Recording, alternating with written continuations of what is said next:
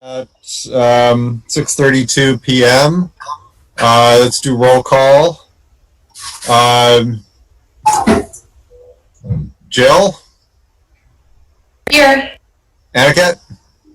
Here. Mara? Here. Emma? Here. Jerry? Here. And I think I see Andrew's iPhone. Is that Andrew Stein? That's LaRosa. Andrew LaRosa. Andrew Stein said he might be a little late. And Ryan? Here. Okay. I think we have two agenda items. Ryan, you wanted to add something from the policy committee? Yes, I'd like to propose that we make an appointment from a board member to the policy committee at some point during the meeting this evening. Okay. And then I also, Libby, did you raise it? We had never officially appointed a clerk? Yeah, Ann and I don't think you've ever done that. Okay. Jerry, do you still want to possibly do that? Sure. Okay. So let's add that too. Okay, excellent. So first item, public comment. Do you have anyone? And let's... Looks like I can see William Alexander. He's raised his hand. And Susan Koch. Susan Koch.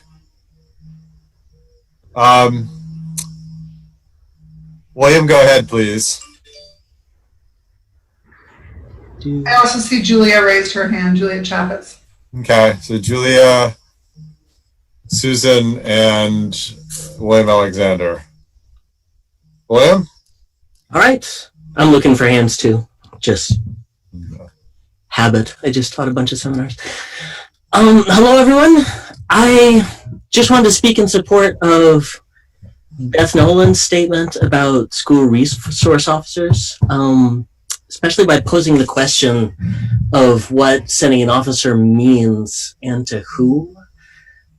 Because in this context, I'll just unpack what it means to me. In this moment, and really regardless of the stated purpose of the SRO program, what it means to send an officer into a school classroom is a show of force. For context, I used to live in South Minneapolis, where for a long time police have behaved like an occupying army. And the mere presence of an officer in a classroom reminds me very much of the flexing and active intimidation that I used to see all the time. And George Floyd was murdered in my old neighborhood, just a few blocks from my place. Now, of course, intimidation may not be the intent, but note that it's still the meaning I receive. And Black and brown students have told us clearly, repeatedly, and passionately that it's also the meaning that they receive. Given that more footage of excessive force and brutality is uploading daily, that layer of meaning is really impossible to avoid. It is there regardless of the officer in question, regardless of their conduct or their record or their years of honorable service or their training in de-escalation and support. To put an SRO in the classroom is still a show of force and an act of intimidation, regardless of who's wearing that uniform. So given that I assume it isn't our goal to subject minority students to ongoing trauma, I ask that the board please considers reallocating those resources to some other area of urgent need. And that is all. Thank you so much for your time and attention. Thank you. Susan.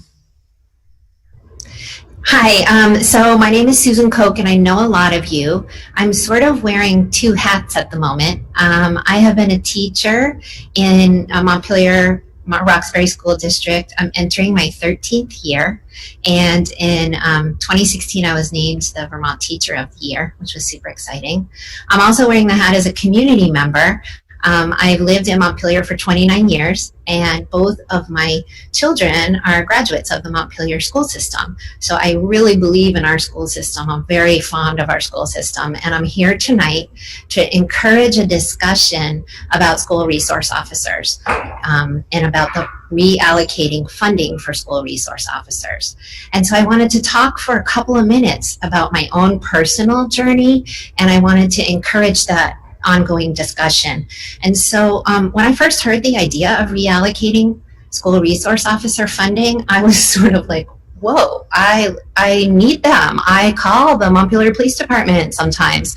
And I've kind of thought back over the years, and I feel like I call them on average about once a year for a situation that I really feel that perhaps children are in danger or a child is in danger. Sometimes it's a family situation. Sometimes it's a situation where we're in Hubbard Park and there is maybe somebody living in one of the stick structures we've built, and I need help with that. And I've been very pleased by the response of the Montpelier Police Department. But I have to be honest, when those responses come, it's not always the school resource officer who comes. As a matter of fact, it has never been the school resource officer. It has always been a competent Montpelier police officer with firearms who has been there to ensure safety in an emergency situation. And I have very much appreciated that. I've relied on that, and I appreciate that. So I think that we have those that feedback right at our fingertips, being all of our school buildings are downtown and close by. We can get emergency help when we need it. But I am worried about the idea of an armed school resource officer in our buildings. And I thought back to Libby's words, which were very wise. And at our end of the year, one of the workshops with Libby that we had at the end of the year, I actually don't remember which one.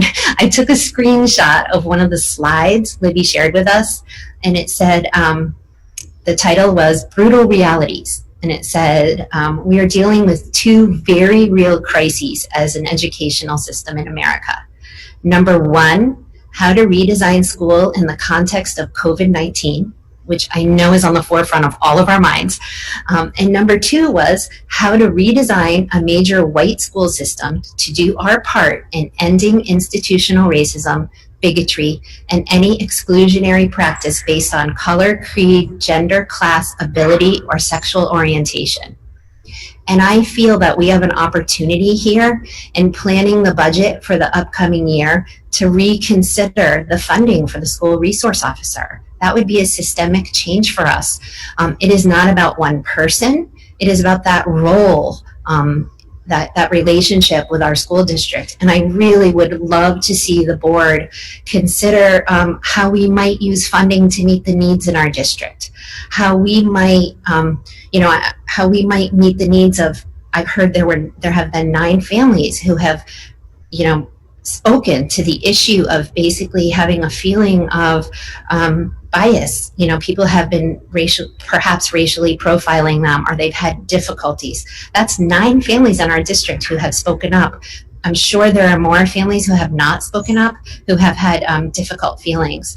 So I think that it would be wise to look into the needs of our families and consider whether a social worker, school counselor, different types of therapists, people who are really trained in the work of a trauma, an approach to trauma, the effects of trauma and the situations that we might be facing.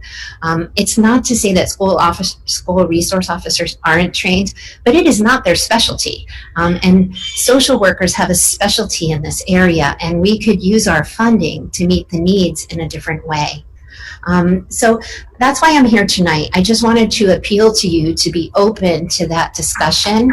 And, at the end of the day, we want a school system where everyone feels safe. And I'm hearing that that's not the case currently. And I think that the school board and the school administration and the school employees, all of us have a role to ensure that our students feel safe so that learning can happen. And I feel like thinking about how that resource officer is funded and thinking about changing things up a bit is really important, and it is the right time to do that. We have a lot of work to do with COVID-19 and pending issues, but this work is important too, and I think both of those things can happen simultaneously. So I'm going to encourage the board to set aside some time to discuss this more and to really look into what is happening and what we need to do to meet the needs of the people in our community. And that's why I came tonight, and I appreciate the opportunity to speak. Thanks. Great, thanks, Susan. And we had one more. Julia? If Lalitha is planning to speak, I want to cede my time to her. Lalitha. Hi, my name is Lalita Malwaganam, and I'm a parent of two kids going to, one going to middle school and one going to the high school next year. And I also am a committee member with the CJAC that works with the City of Montpelier. I just finished a quick meeting with Police Chief Pete.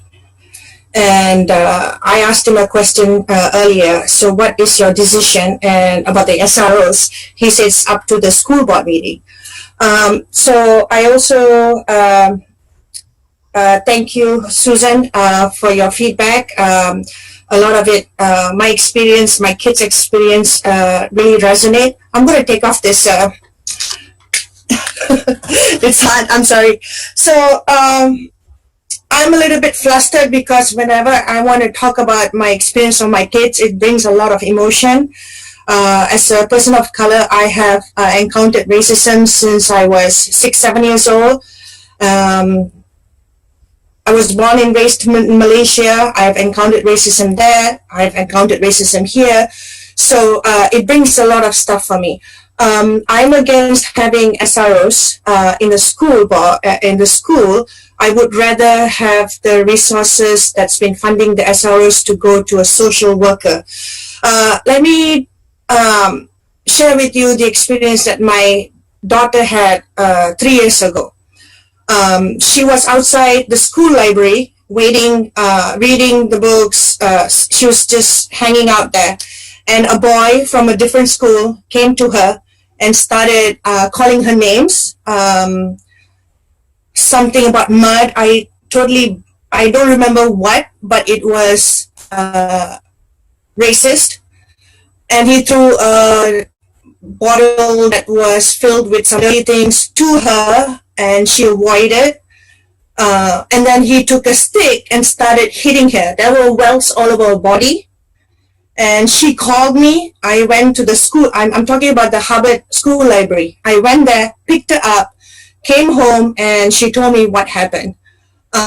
She was very traumatized. I went to the school next day thinking that this boy was from Main Street Middle School, but he wasn't. He was from another district. The school didn't want to get involved, even though my daughter was from MSMS. I had to talk to the police officer. He found out about the boy, and then I had to drag my daughter to the police station, to the SROs. I'm sorry, first I went there to give a statement, and the second time I had to drag my daughter, who was like 10 or 11 years old, to the police station to give a statement. And I was not happy about that. That boy was not dragged to the police station. My daughter was. Even though it was racism, the SRO did not want to say the word racism. He just said, oh, it's a kid thing. What do you mean, kid hitting another kid? Calling her mud and all kind of stuff? And then the next year, the boy transferred to Main Street Middle School, and I was not told about it. My daughter was terrified, and I had to talk to her, and I told her, avoid him at all cost. My daughter, who was the victim, had to avoid him. And I told her to keep safe. If anything happens, to give me a call. If a social worker was there, things would be different. I would have been informed that this boy who hit her was enrolled in Main Street Middle School. Nobody told me. And dragging my daughter to give a statement, and having not my voice heard. When a brown or a black person tells you or anybody that this is racism, please believe our word. We know what is racism. And there are not many people like me in the school. There are few. Maybe some of them have not encountered racism, but I know. And I'm worried for my son right now, who's going to Main Street Middle School, and my daughter is going to high school next year. I'm keeping an eye, but it's also giving me sleepless nights that my daughter or my son is going to encounter this. And there's no social worker to help her about facing her trauma. I've seen like a month ago when she saw another boy hit another boy, she just shut down and walked away. And then I spoke to her and she was like, oh, what happened a couple of years ago just came back. She's going to do therapy, but when things like this happen again, it traumatizes. You freeze. I've frozen a lot in my life, even in Montpelier when I walked and people say something, I don't interact because I am more concerned about my safety. Where's the safety for my kid in the school? And the SRO is not going to help her, who's going to be in the police uniform with a gun. That's intimidation, not a support. I want support for my daughter, not somebody to scare. I want to pull my kids out of the school, but I can't afford to send them to private school. I'm a homeowner. I've been living in Montpelier since 2002. I love this place. I love this school. But the things that's happening right now, I am not happy.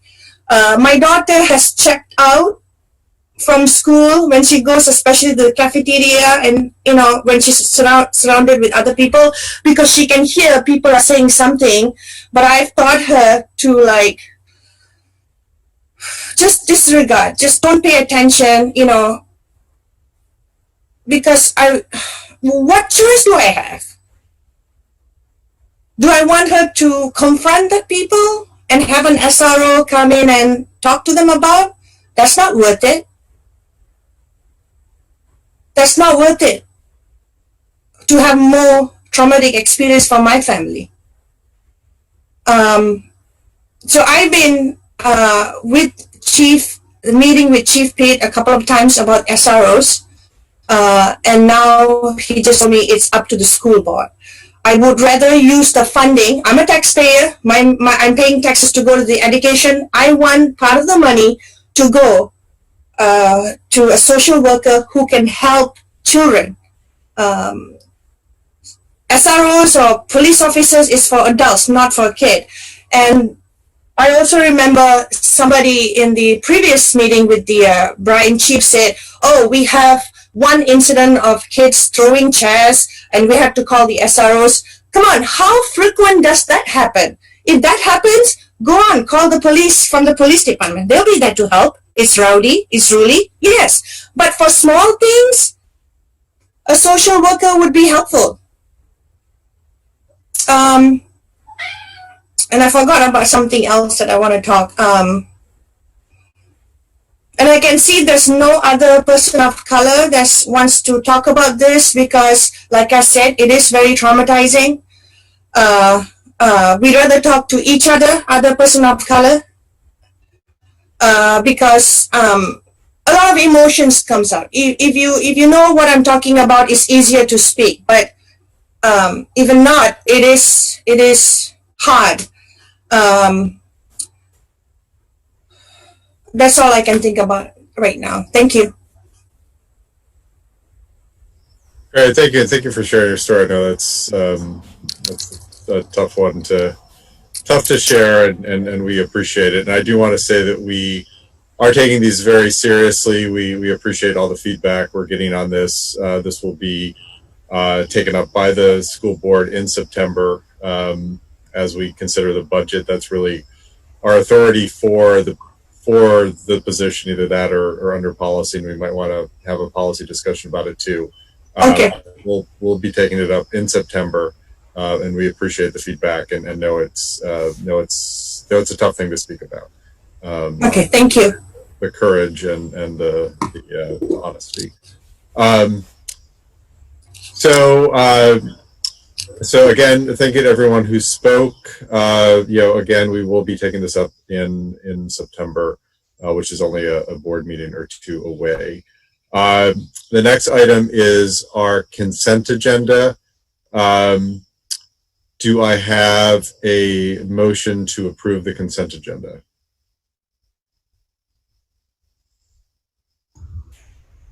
Can I make a motion to approve the consent agenda minus the minutes of July 15th to correct a typo? Okay. Do I have a second to approve? I second it. So we'll have to do roll call. Etiquette. Yes. Aye. Jill. Aye. Ryan. Aye. Andrew. Aye. Mara.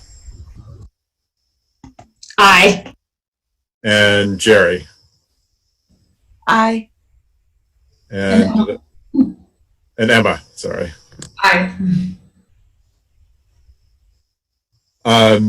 Did I miss anyone? No. So consent agenda is approved, and Ryan, what did you want to address on the minutes? Was it? There was, when we formed the subcommittee, it's the paragraph immediately before the board discussion. It says we created a subcommittee of board members to elaborate on some possible league guidance. That should be leave. Yeah, it doesn't make any sense for what we set that committee up for as it's written, so it should be leave, L-E-A-V-E. Okay, thanks for catching that. Do I have a motion to approve the minutes with the correction that Ryan just pointed out? I move to accept the minutes with the correction that Ryan pointed out. Do you have a second? I second. Mara. Yes, aye. Jerry. Aye. Ryan. Aye. Emma. Aye. Andrew.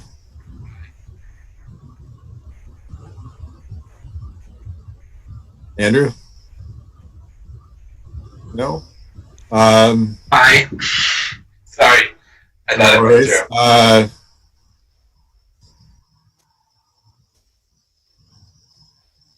Who else do we have? Jill. Aye. Etiquette. Aye. And I think, Ryan, did I get you? Zajac? Yes, aye. Okay. Good. So that is approved. Next matter, COVID-19 planning update, which also serves as a superintendent's report. Libby and crew, do you want to take that over? Sure. I'll let, so Andrew LaRosa, Director of Facilities, is going to be up first to give an update on where we are with ventilation improvements as well as cleaning schedules. So Andrew, go for it.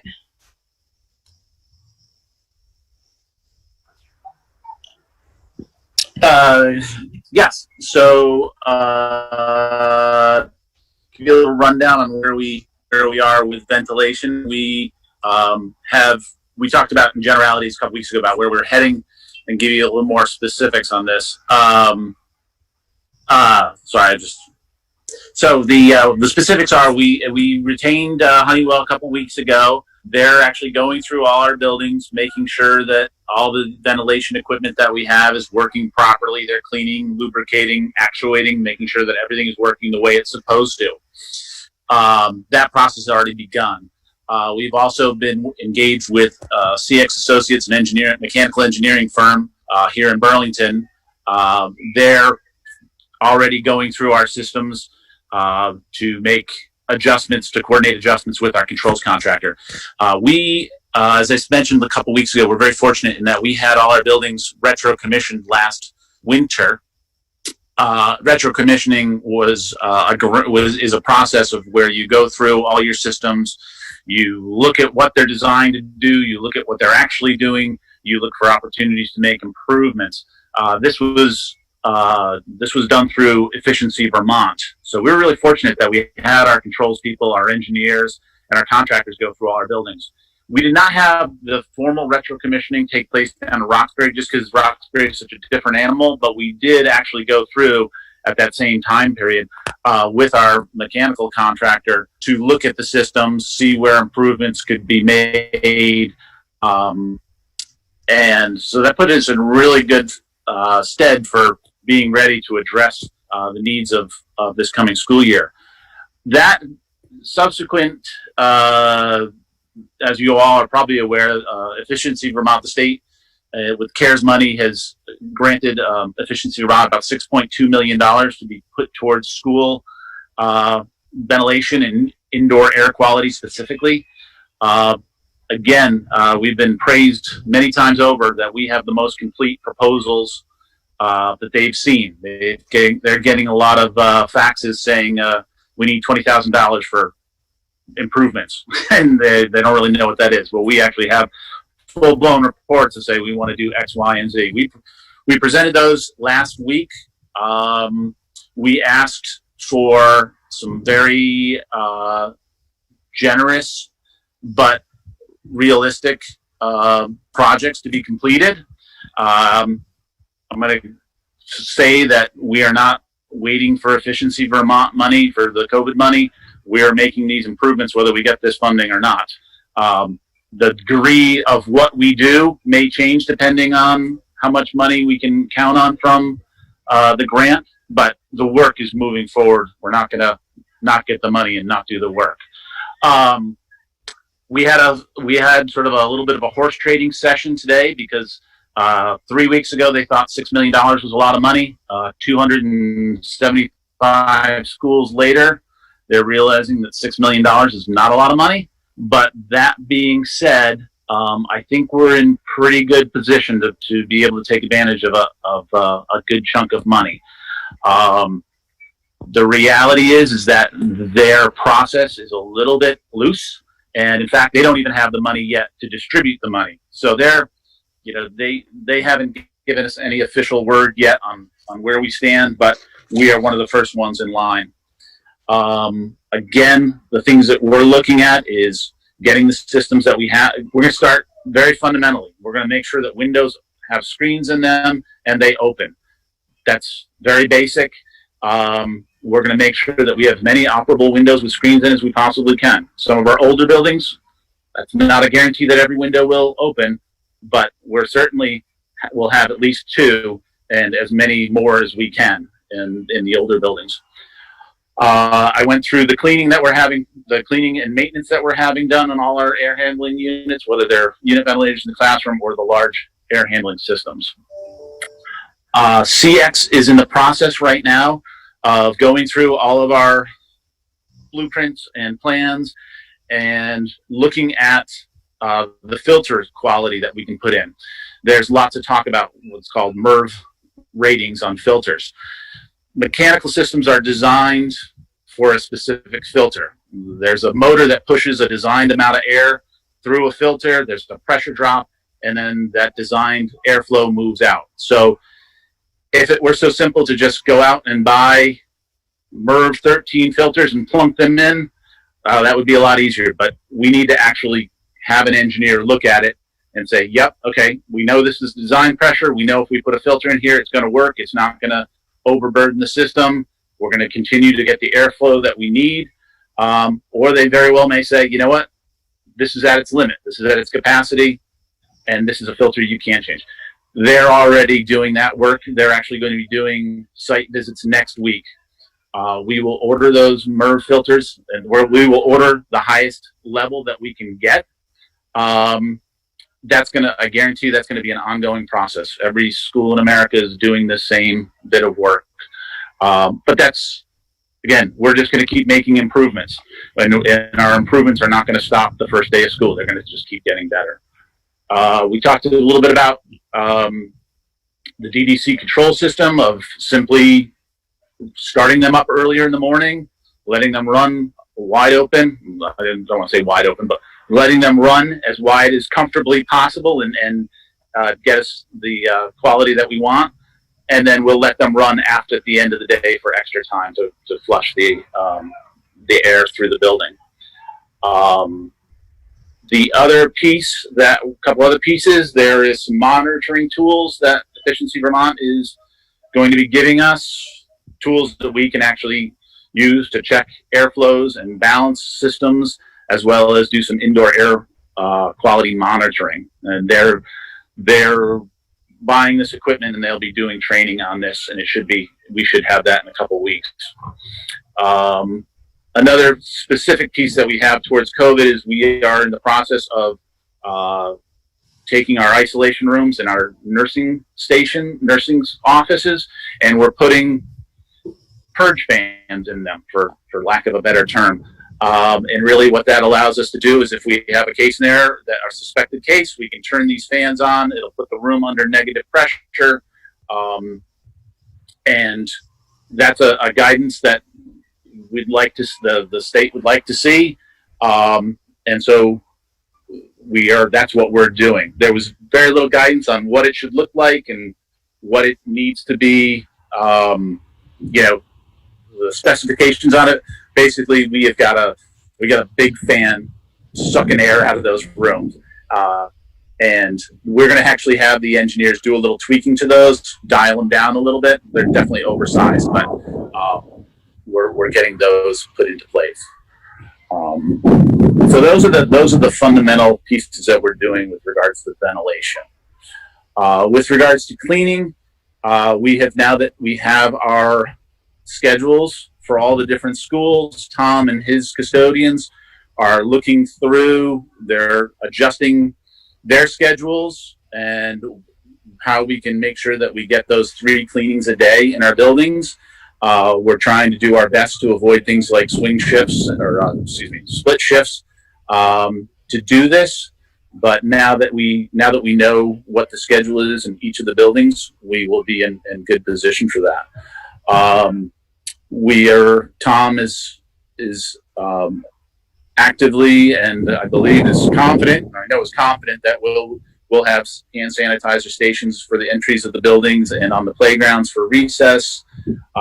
We will have a citrus-based disinfectant that we'll be using throughout the day, and cleaner that we'll also have available beyond the normal wipes, sanitary wipes that we have in the classrooms available. We will obviously make sure that those cleaners are not in the reach of the children. They're not toxic to the children, but we don't want them near the children for obvious reasons.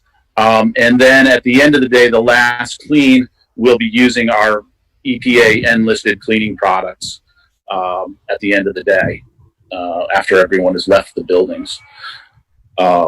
So it is going to be a challenge for sure,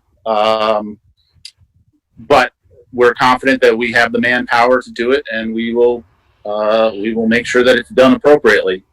Another piece that I don't know if how widely it's known or not, but we have put in an application to close Park Avenue again, like we did for the playground project, to give a safe staging area for the health checks and, like I say, staging the different pods before they enter into Union Elementary. Also allows us to have the street will be closed 24/7, so it allows some extra recess space so that we can spread kids out at that time.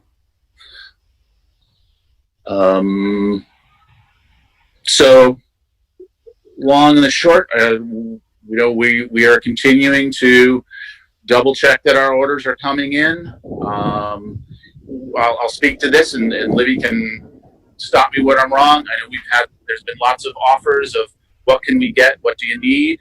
I think as it stands right now with regards to cleaning supplies and things of that nature and sanitizer, I think we're okay for right now.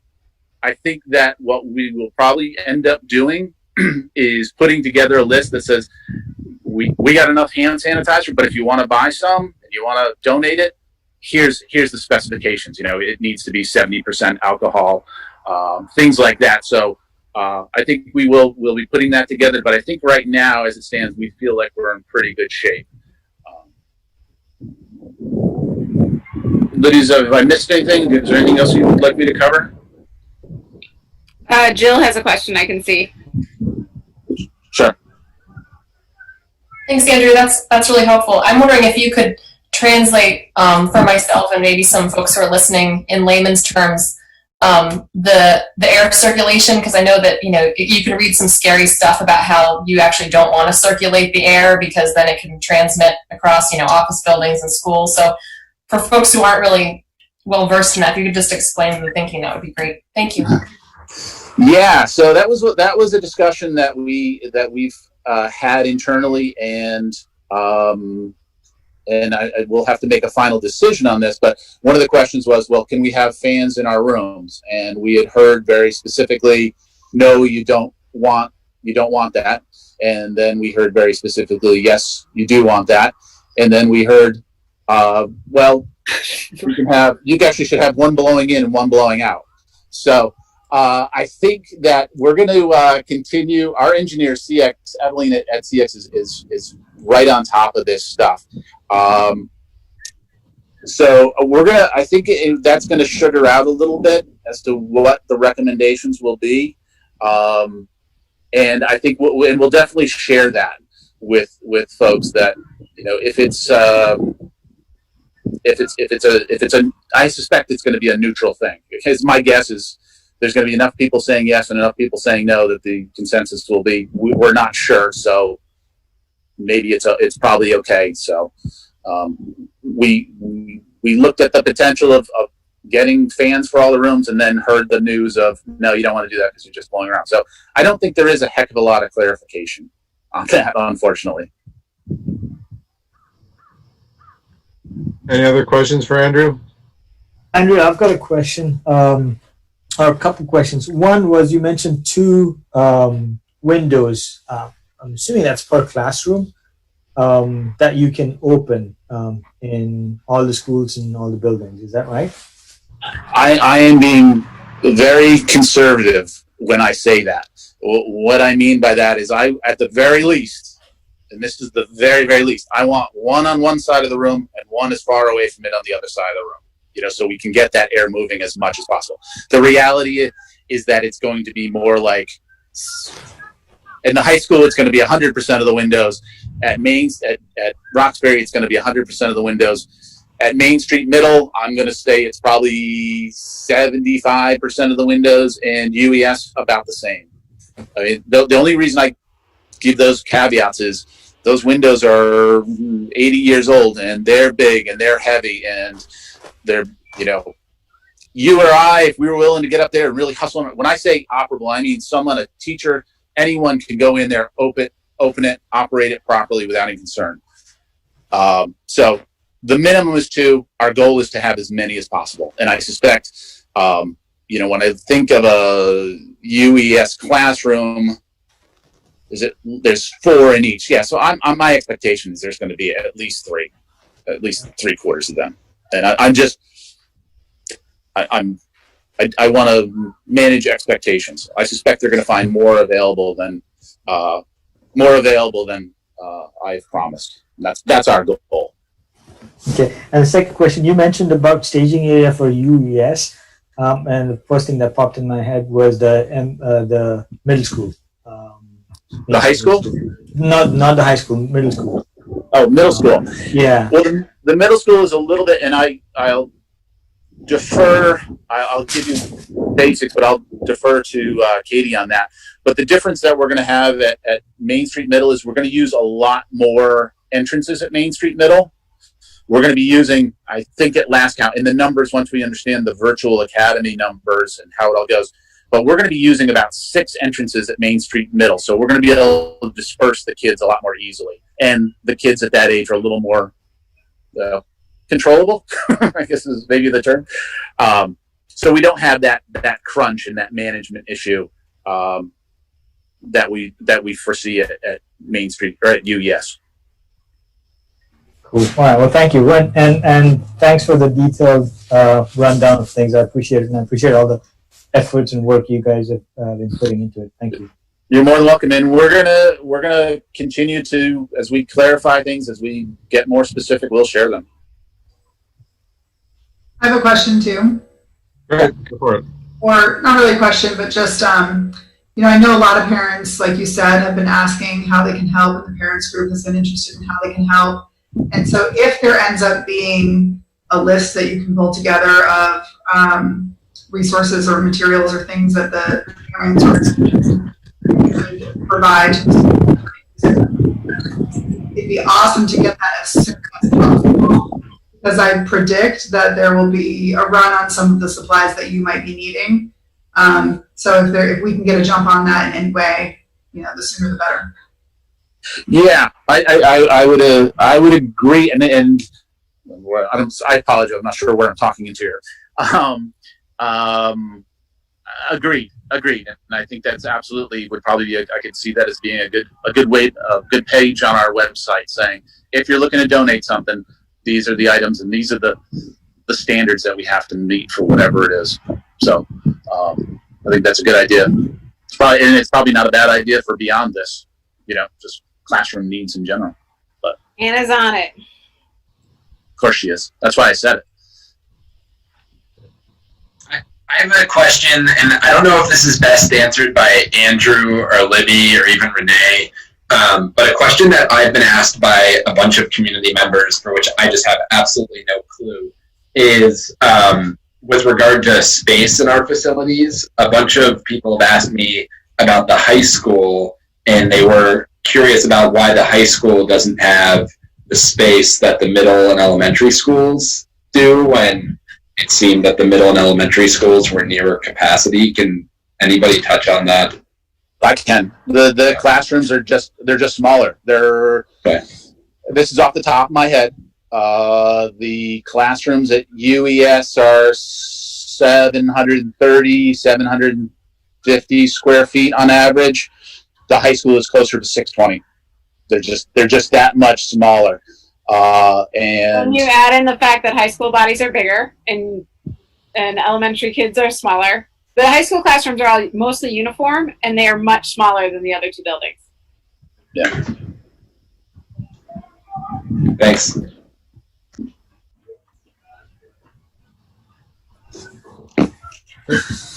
Other questions?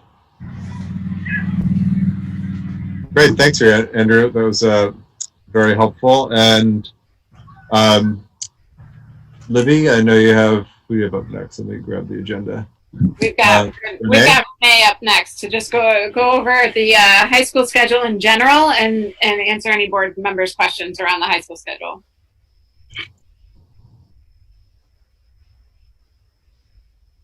You'd think after 5 months of being online that I would know how to unmute myself, but obviously not in a person.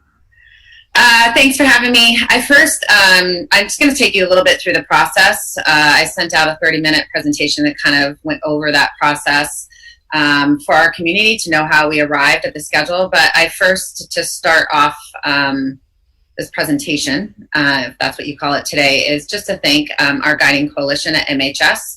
There are a bunch of teacher leaders within our building who came together to do some amazing work and continue to do some amazing work. A little worried that they're not having any type of summer, and I'm dragging them along with me, but super appreciative of their efforts and their brains and their commitment to MHS and our community. Also thankful for our parents and students that participated in the process. So just to kind of go back in June, similar to what Libby did for the district, I held a town hall with some parents to jump on and give us some feedback about the spring, and then also to give us kind of some hopes and dreams about what they would like to see moving into fall, not knowing what we were coming into, the schedule or anything of the sort. Once we kind of had a sense of what was happening, by the way, at the same time, one of our teachers, Heather McLean, also worked with some students to create a student survey in which we got about 100 responses back that gave us some feedback about the spring as well, that helped drive some of the conversations that we had in July. Early July, I brought together a group of staff members. Some were part of our guiding coalition and some were not. invited a few parents in and some students as well, and just began to have conversations around perspectives and what was important to each of those groups within our community as we went into the new schedule for the 2020-2021 school year. I will say that from our staff and our students, what seemed to be the primary consideration was safety at that time. Our students wanted some consistency and simplicity, which they found a little bit in the spring and wanted that to carry over into the fall and throughout the year. Our teachers wanted to feel safe coming into the buildings. Our parents wanted face-to-face interactions, they wanted rigor, they wanted high levels of engagement, they wanted to think outside of the box as to how we could look at school. I will say after that meeting, a couple of the parents that were a part of that, and by the way, Bridget S.C. was a part of our parent group, both on July 9th and again after we met with the Guiding Coalition. So after that meeting, the parents had responded back to me and said, after hearing from the teachers, that safety became paramount to them as well for our students and for our staff, and concern for our faculty. So we took that information and met with our Guiding Coalition over 2 days. That was the 16th and 17th, for which really just put the perspectives of each of the groups in front of them and put some sample schedules and some ideas that we had come up with in the July 9th group, and just really let them get after it based off of the different perspectives and what was important to the parents, what was important to the students, and what was important to the staff. They came up with 3 very similar schedules, split them up into 3 groups, came up with 3 very similar schedules, but really arrived at the schedule that you probably have seen out in the public as of now.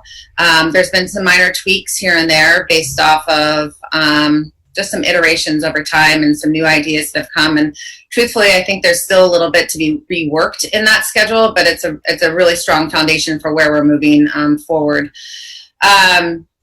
The basis of that schedule, as Andrew mentioned before, is number one, we had to split our classes in half. There was no easy way for us to hold all students in the building at the same time based on our class sizes. So we had to split our schedule up in some way. And so we split it up through an AM and PM cohort. And part of that, other schools around the area have split their schools up in 2 days in, 3 days out, or 1 day in, 4 days out, however they might split it up. We were centrally focused on safety and limiting the amount of exposure for our students and for our staff. So in this scenario, our staff over the course of 1 quarter will be exposed to no more than 52 students. And our students, is that right? No. Yeah, 52 students, and our students will only be exposed to 26. So safety was really paramount when exploring the schedule, but the other piece was that we wanted to keep consistency, some level of consistency, I can speak, from where they were in years past. That includes their 8 courses, their green and white schedule, and to do that, and the only way to do that, I'm thinking about how we were going to split our courses up, is how we arrived at the quarters. So instead of moving into a semester system, we'll be moving into a quarter system next year. So we'll have 4 quarters. Each quarter will have 2 classes within those quarters. So we have green and white days. So every green day, we'll have 1 class that will be split up in between an AM and a PM. So a student will only have 1 class a day, and they'll be assigned either to an AM or a PM cohort. And then on Tuesdays and Fridays, they'll have another class, and those classes will be 2.5 hours each, twice a week. Plus they'll have remote instruction and support on Wednesdays in the afternoon for each of those courses. And that will take place over the course of a quarter. So students will earn a full year's credit within 1 quarter of time in 2 courses. Our teachers had a lot of dialogue about moving to this, and I know that there's a lot of communication out in the community about taking a year-long class and breaking it down into the quarter. And so some reasons behind that: number one is that our students are going to be split in half. 50% of our students in a normal class will be sitting in a class in any cohort. So we'll have anywhere from 10 to 13 students in a class for 2.5 hours. There's incredible opportunity for intensive instruction that can take place during that time, personalization, and an abundance of time for support within that class. Our teachers will be working, and they started to work on this when they left school in the spring, leading into the summer, working on more depth than breadth of the standards that they cover. And that's good practice across the board, whether you're in a pandemic type schedule or you're in a traditional schedule, is really digging in and mastering the content, as opposed to trying to cover a whole bunch of content that students aren't able to retain. So I've heard from a lot of parents that retention is a concern. Our teachers are committed to that rigor. They don't want to see their students from 9th grade to 10th grade not getting the math facts that they need in order to be successful when they enter into geometry or algebra 2 or pre-calculus. So the work that we're doing in addition to that is that all teachers normally teach anywhere from, the main is 5 classes. Some of our teachers teach 6 just based on the student requests.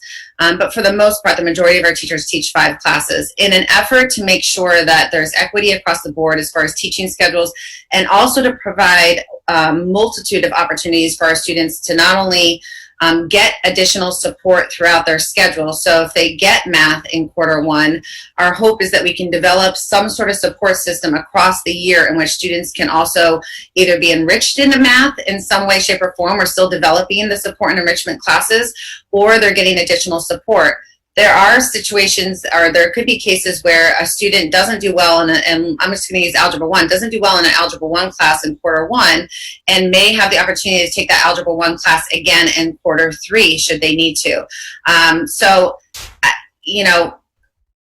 As a guiding coalition, I think, the group of teachers that we had within this, in our guiding coalition, we have AP teachers, we have teachers representative of pretty much all subject areas, including the arts, that are a part of this team. When we walked out of there on the 17th, we felt pretty good about what we were going to put on the table, which led us to bringing this in front of a group of students. So we invited about 7 students. Actually, we went to the staff first, and we put it out in front of the entire staff. Then we went to our students, and we brought about 7 or 8 students in and let them go through the schedule and talk about the process and the schedule itself. They poked holes in the schedule and actually brought up some really good points.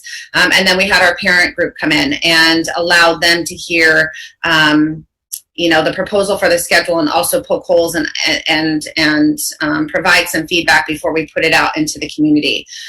So what you see, or what you may have seen and put out into the community, has gone through a pretty rigorous process as far as receiving feedback from various groups, knowing that when we started this back in June, it was just as important then as it is now. What I do know is that no schedule that we're going to create, that any school creates in a pandemic, is going to satisfy everyone's needs.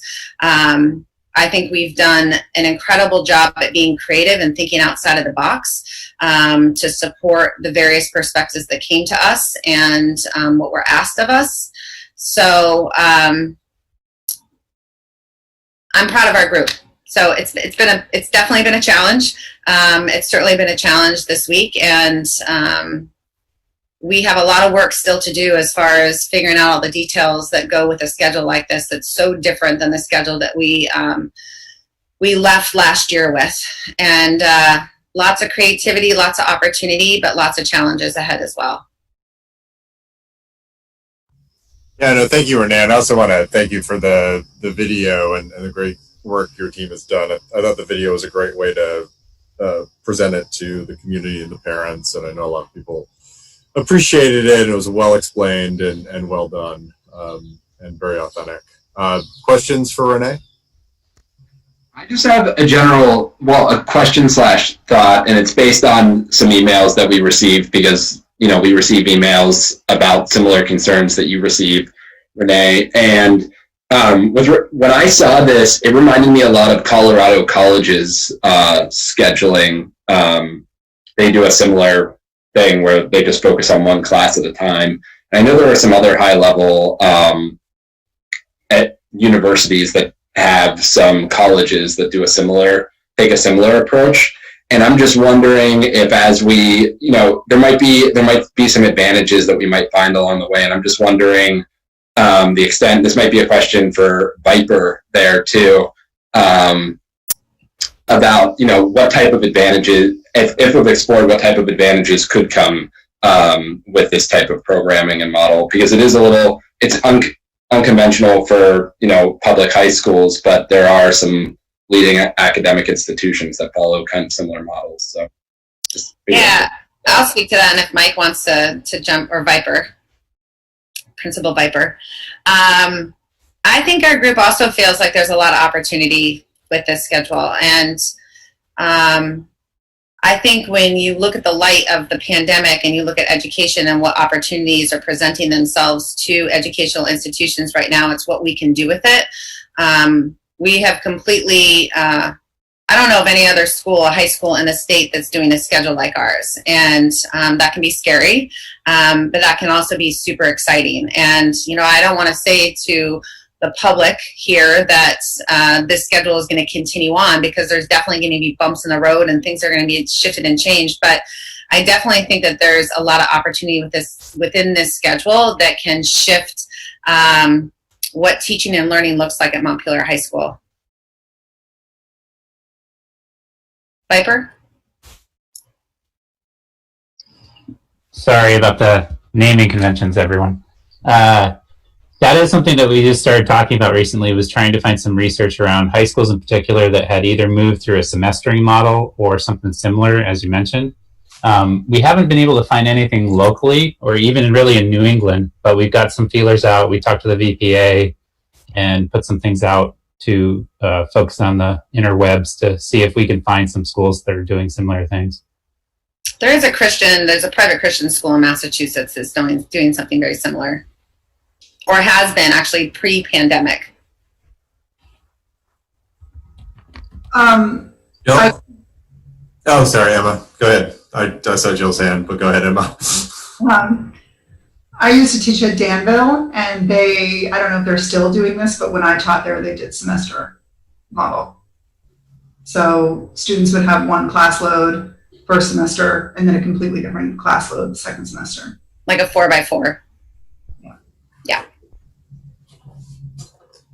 I just had a comment that I've heard a lot of positive response from parents and some students.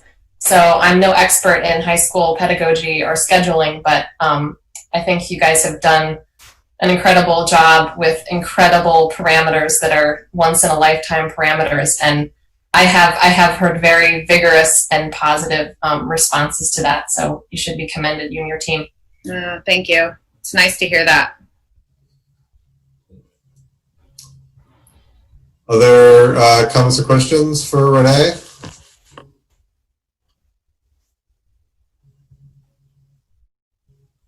Good, thanks. And Libby, are you up next?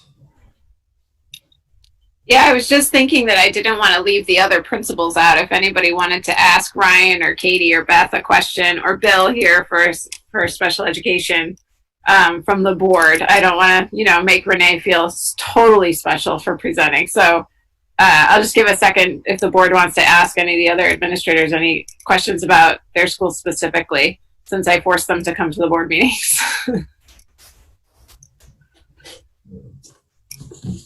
Not that you have to, just want to make sure you have the opportunity to.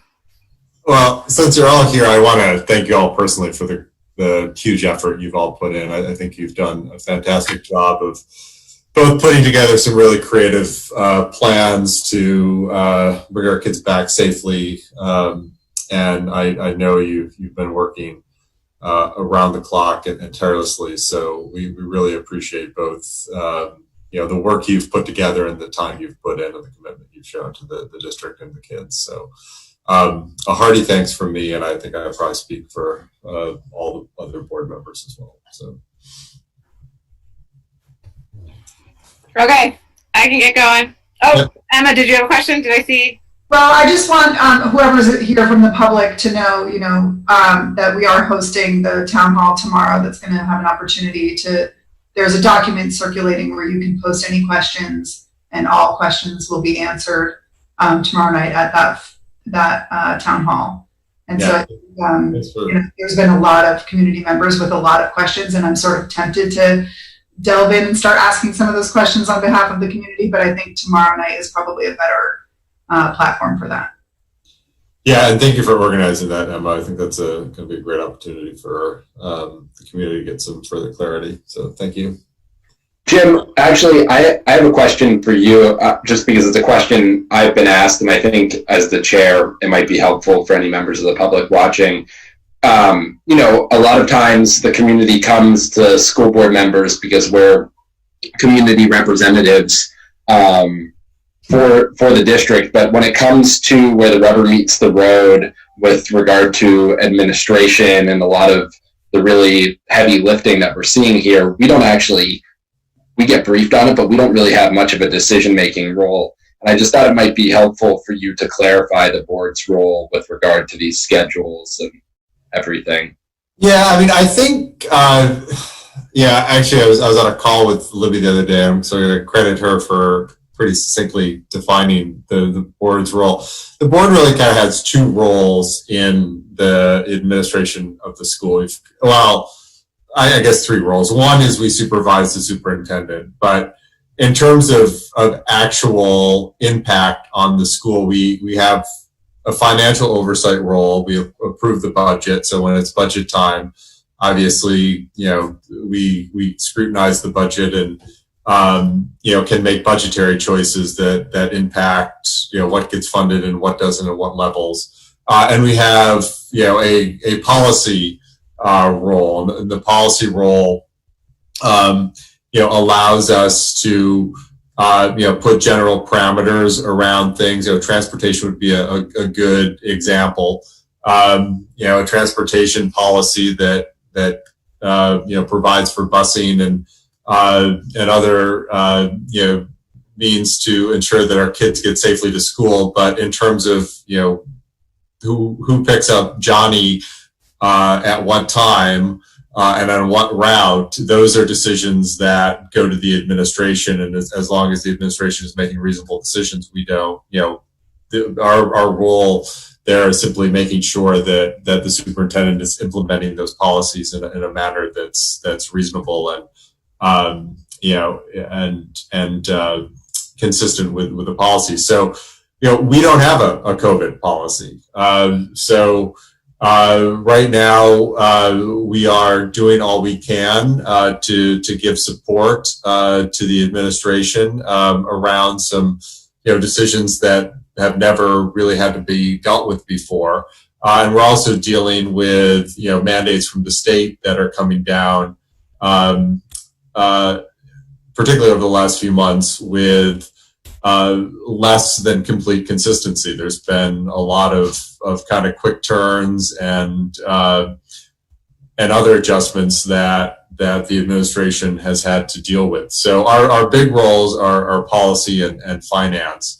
And unfortunately, in this situation, neither one fits super neatly into a bucket that gives us a lot of clarity about what our oversight role is. So in terms of you know, the day-to-day decisions about curriculum and what the school day is going to look like, you know, we are listening to the administration and we're following, you know, what the state is telling us in terms of safety, et cetera.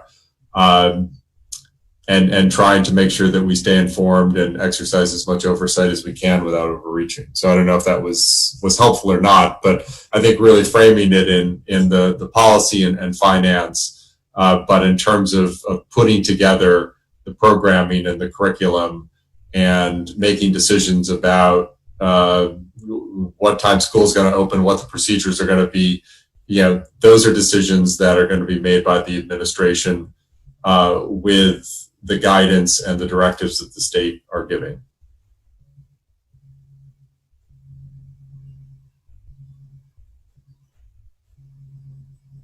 All right, Jim, with that, you want me to get going? Yeah. Okay. So, so we have some conversations to have. The school board has some conversations to have around some dilemmas that are popping up around Roxbury Village School. We currently, and Beth, correct me if I'm wrong, we still have an open 1-2 position. You're interviewing soon somebody, I believe? Actually, we've had a pretty good interview yesterday, and we are currently moving forward with this person's candidacy. Okay, so that's good. And I'll keep you informed. Okay, so that's good. So hopefully we have that 1-2 position filled relatively soon. We still have an open nursing position. Beth has interviewed a few different candidates, and they don't want the job.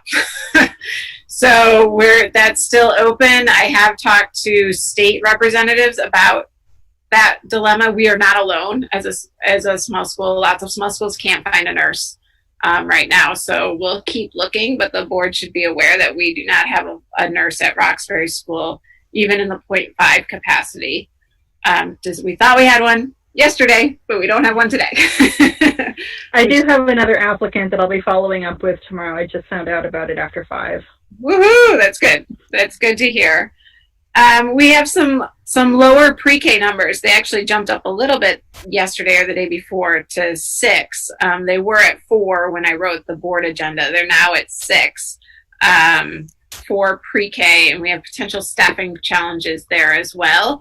So I have reached out to Central Vermont to see if they have room in their public pre-K, which would just be like an Act 166 tuitioning piece, because their pre-K is 10 hours. And they're still checking in on that and getting back to me to see if they have room in their pre-K for students who are signed up for the RBS pre-K. But that is a major dilemma currently with RBS. The RVS bus situation. So there's two buses in Roxbury. One goes to the Roxbury Village School, so the elementary school kids, and the other takes the kids from Roxbury and brings them into Montpelier for MSMS and MHS.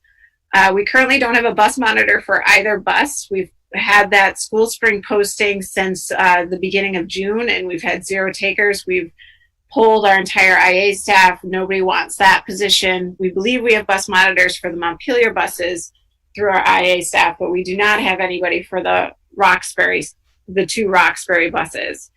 Currently, we have 8 students who have answered on the survey that they are in need of busing transportation.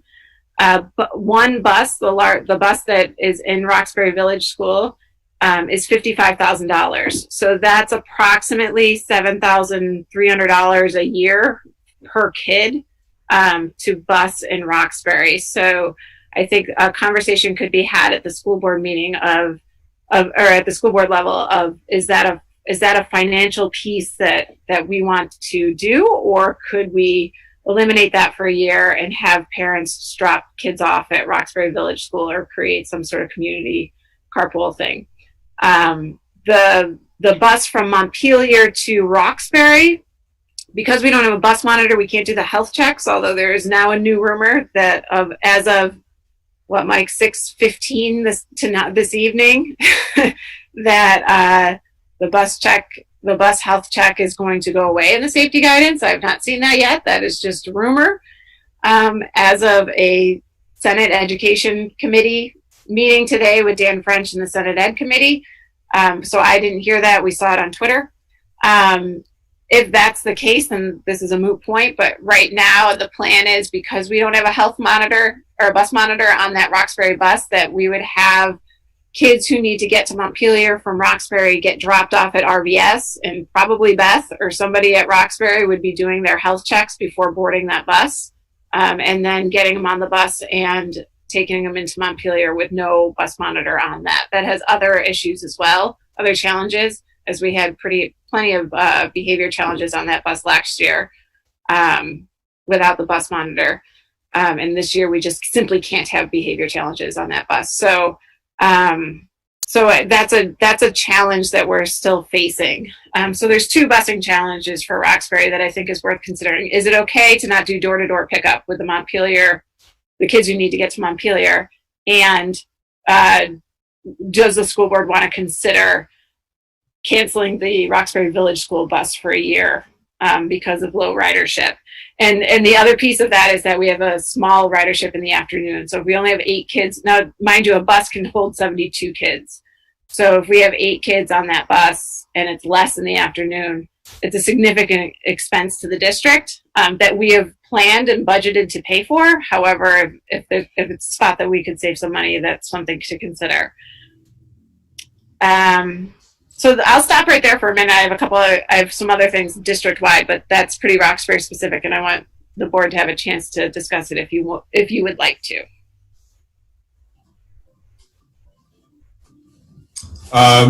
Questions or discussions?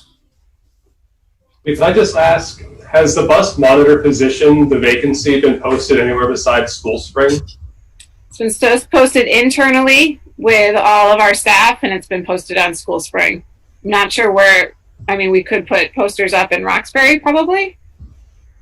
Yeah, I was going to say, there are so many people that work in Montpelier from Roxbury that I find it hard to believe there wouldn't be a few of those people willing to take the free ride up in the morning. Yeah, I think some local postings, flyers in town, front porch forum, etc., would probably yield some results if we haven't done anything besides. Yeah, we can certainly try. I think it's the hours that are a little tricky too. Okay. You need to get back home and sure. Yeah. We can certainly try though in the time we have left to post in other places. I actually was going to ask you if I could post something at the library. Please do. Bulletin boards open on the outside.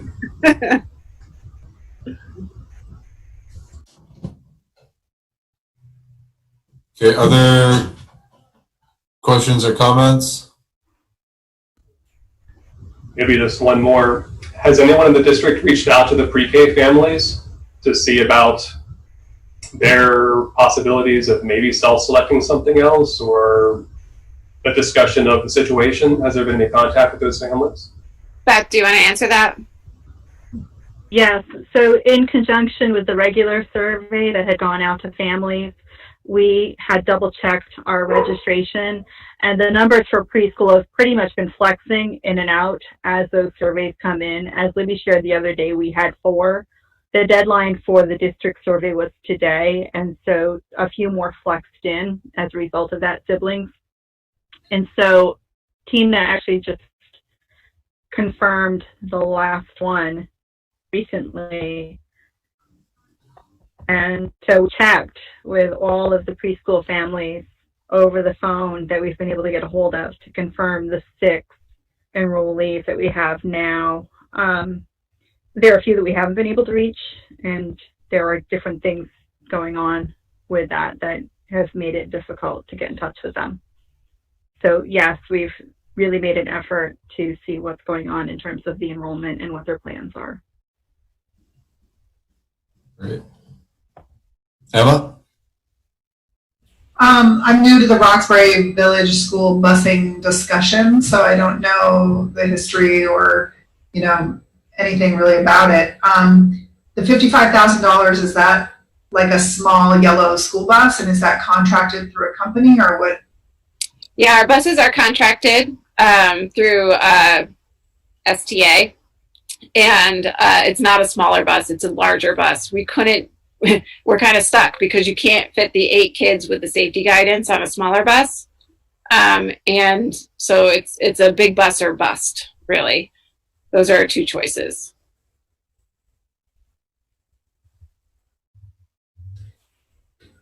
Okay.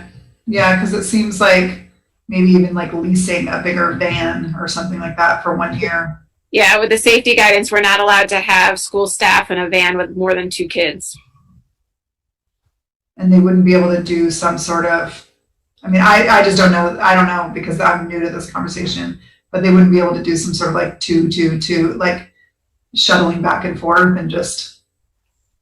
We could. We have a van to do that. It's just, that's a lot of time and a staff member to do it, which we don't have. We'd have to hire or pull somebody away from the school, from one of the 3 Montpelier schools to do it. But I think even if we hired someone and paid them pretty well, it would be cheaper than the $55,000. Yes. Yes. And we have 2 employees right now who have the bus driver licensure. So you can't drive kids without the bus driver licensure. And so we have 2 people on staff who have that. one of whom is a social worker at MHS who's not available because he's working on his farm with kids with intensive needs. And the other is Drew. He has it for his after school enrichment pieces, and he's working as a pod teacher at MSMS. So we'd have to hire somebody with the driver's certification as well. Yeah. I would be interested in looking into that. It just feels, the whole equity piece around like we're offering busing for some elementary school kids, but not others within the same district doesn't feel right to me. And I feel like there's probably a creative solution if it's only 8 kids. That seems like something that we could try to figure out a creative solution for.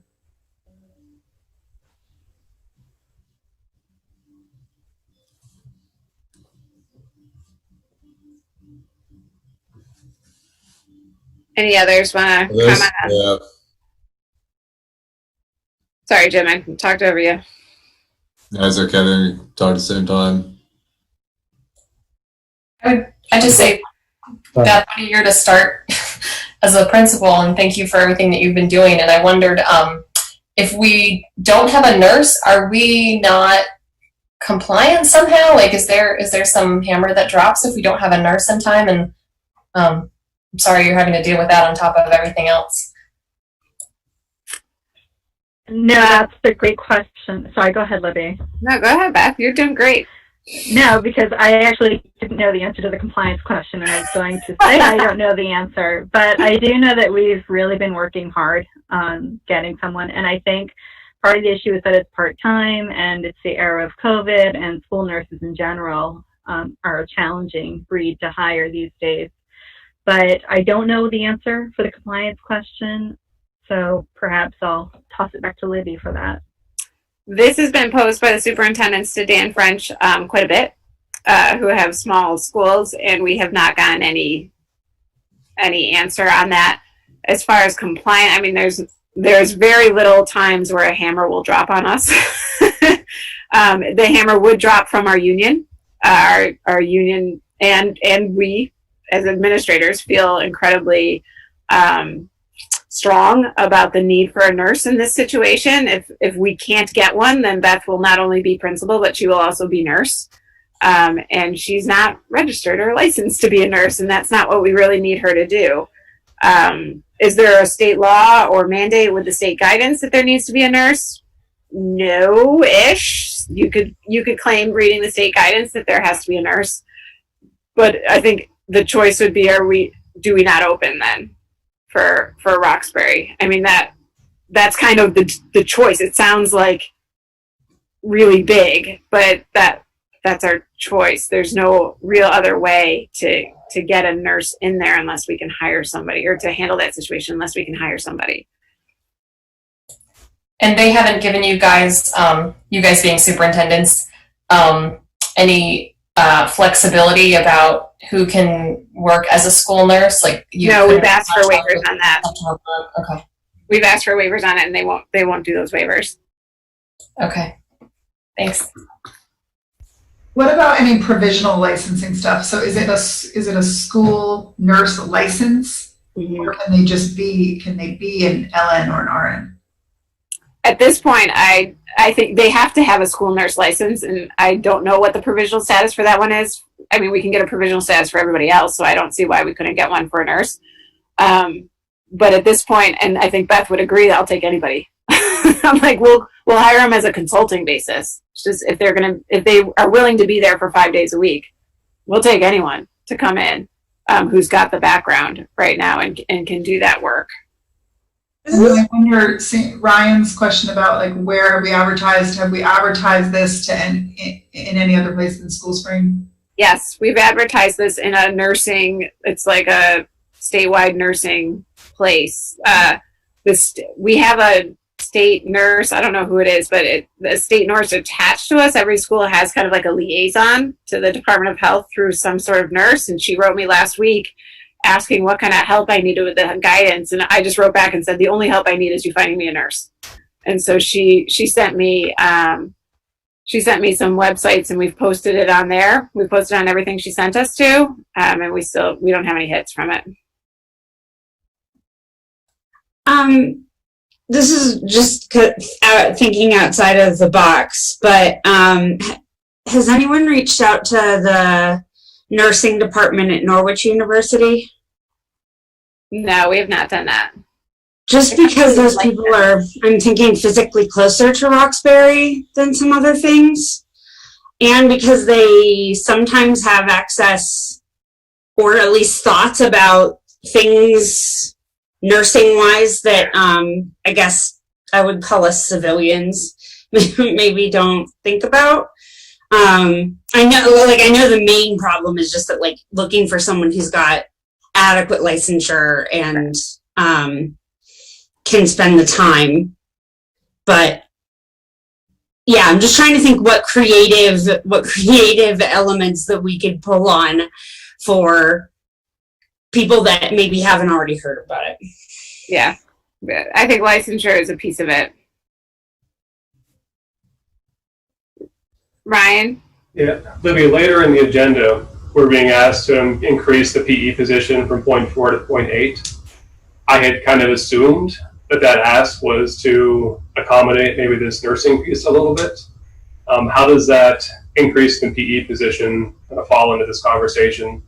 That increase for the PE position is to make the pod model whole at RVS. So when we're trying to get 2 adults in each classroom to help eliminate the need for substitutes, and to ensure that each classroom has 2 adults in it at all times, or whenever, basically it's the substitute piece to do risk mitigation.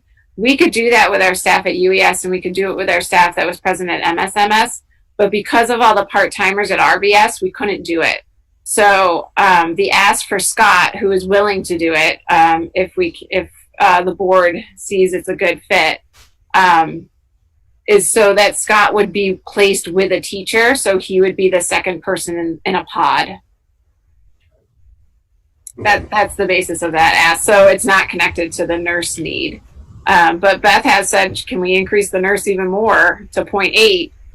And maybe then we'll get somebody, but I don't know if we would or not. Sure. And then maybe just a final question.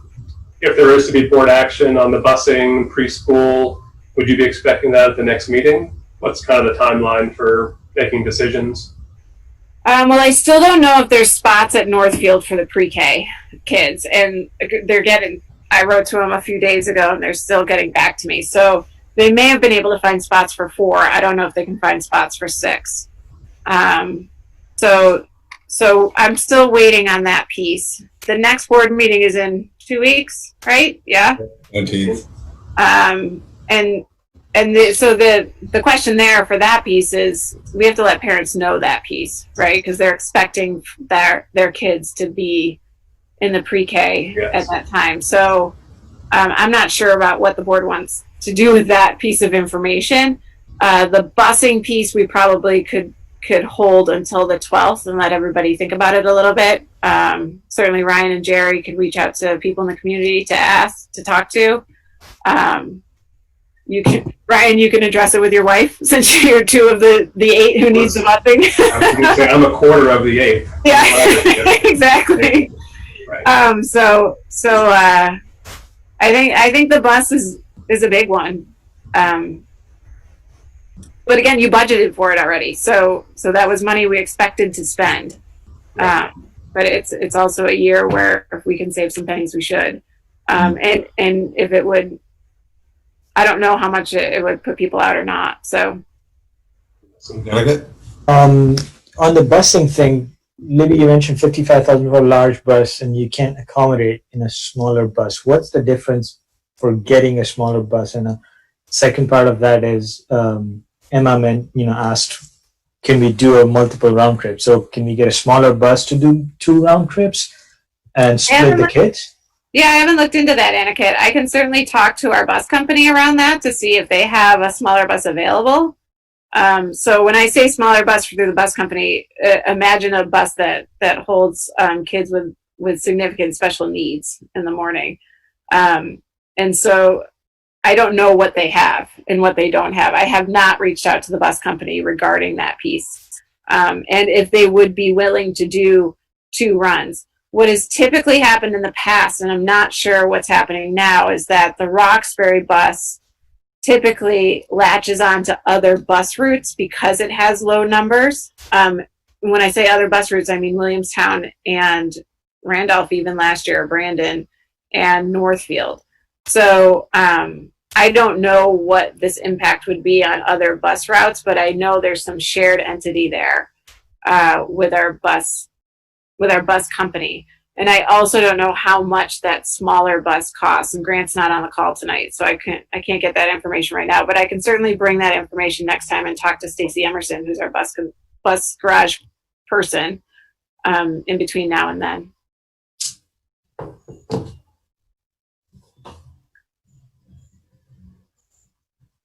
Other questions?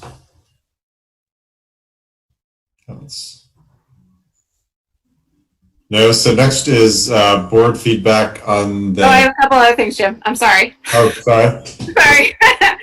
I just wanted to say, so the in-person virtual data and some most likely needs. So I'm going to turn off the survey after the board meeting tonight.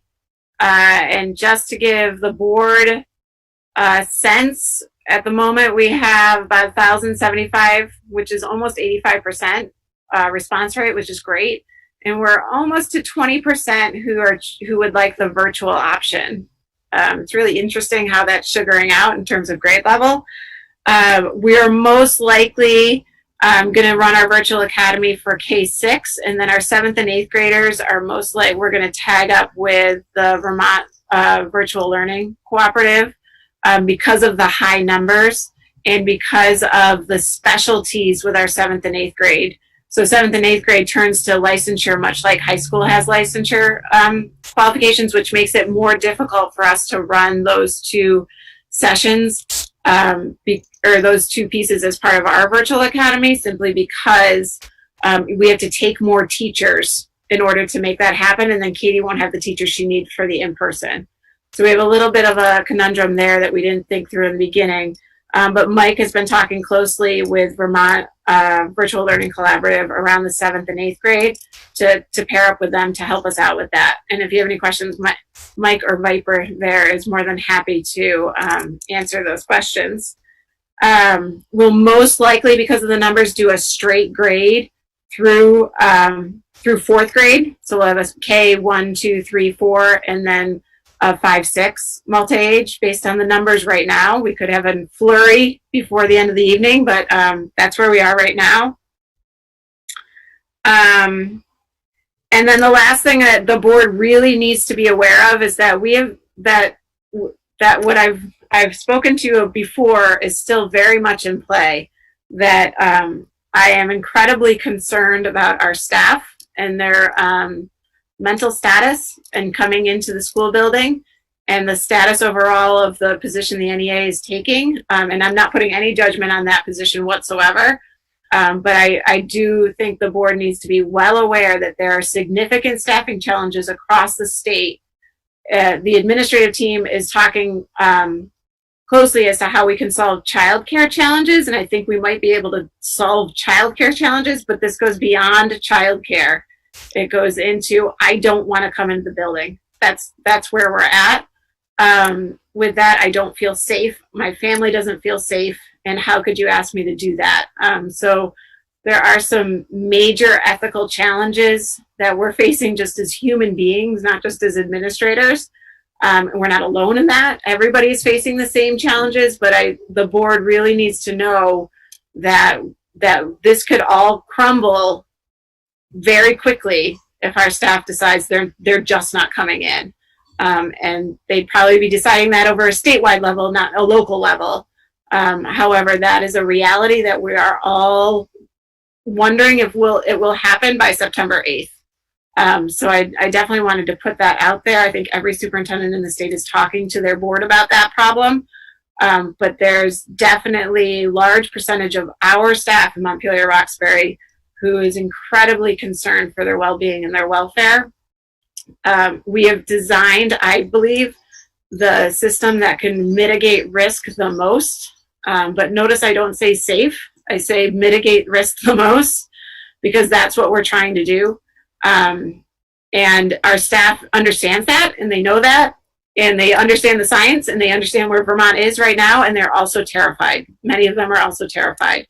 So we're trying to work through that. We're providing some help with an in-service around that piece, but the board definitely needs to know that that is the card that will bring everything down immediately, and we will have to pivot to a virtual world overnight again. We'll be more prepared for it this time, but that's a very real piece that could happen in the coming weeks. So I just wanted to put that message out there to everybody.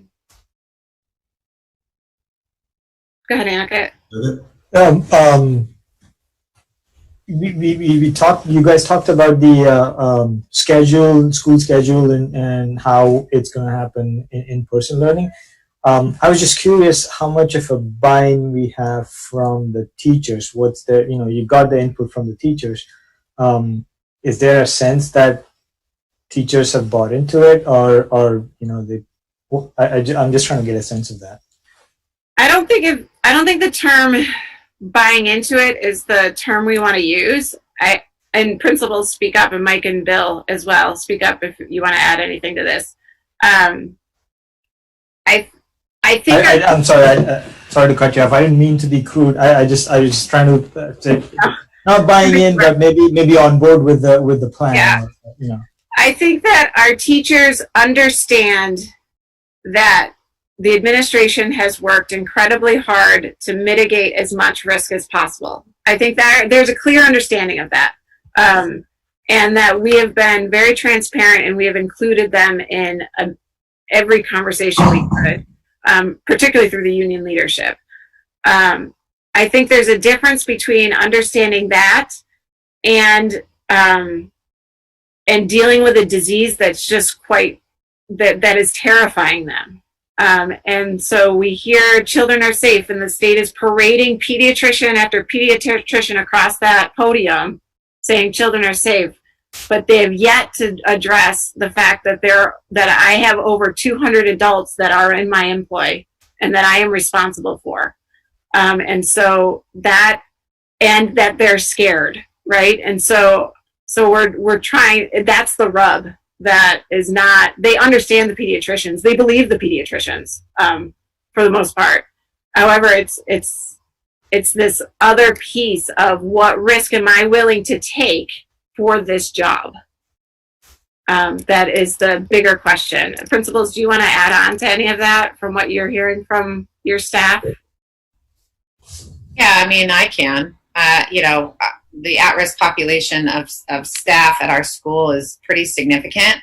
In addition, people who work so hard and diligently on our guiding coalition to create the schedule that we did, there's a good percentage of them that are super scared about coming back. So their commitment to trying to make something work, but behind the scenes, they're scared to death of walking into the building. And I held a town hall today with my staff, and I'll tell you that I would say 80% of the questions that came out today were about safety.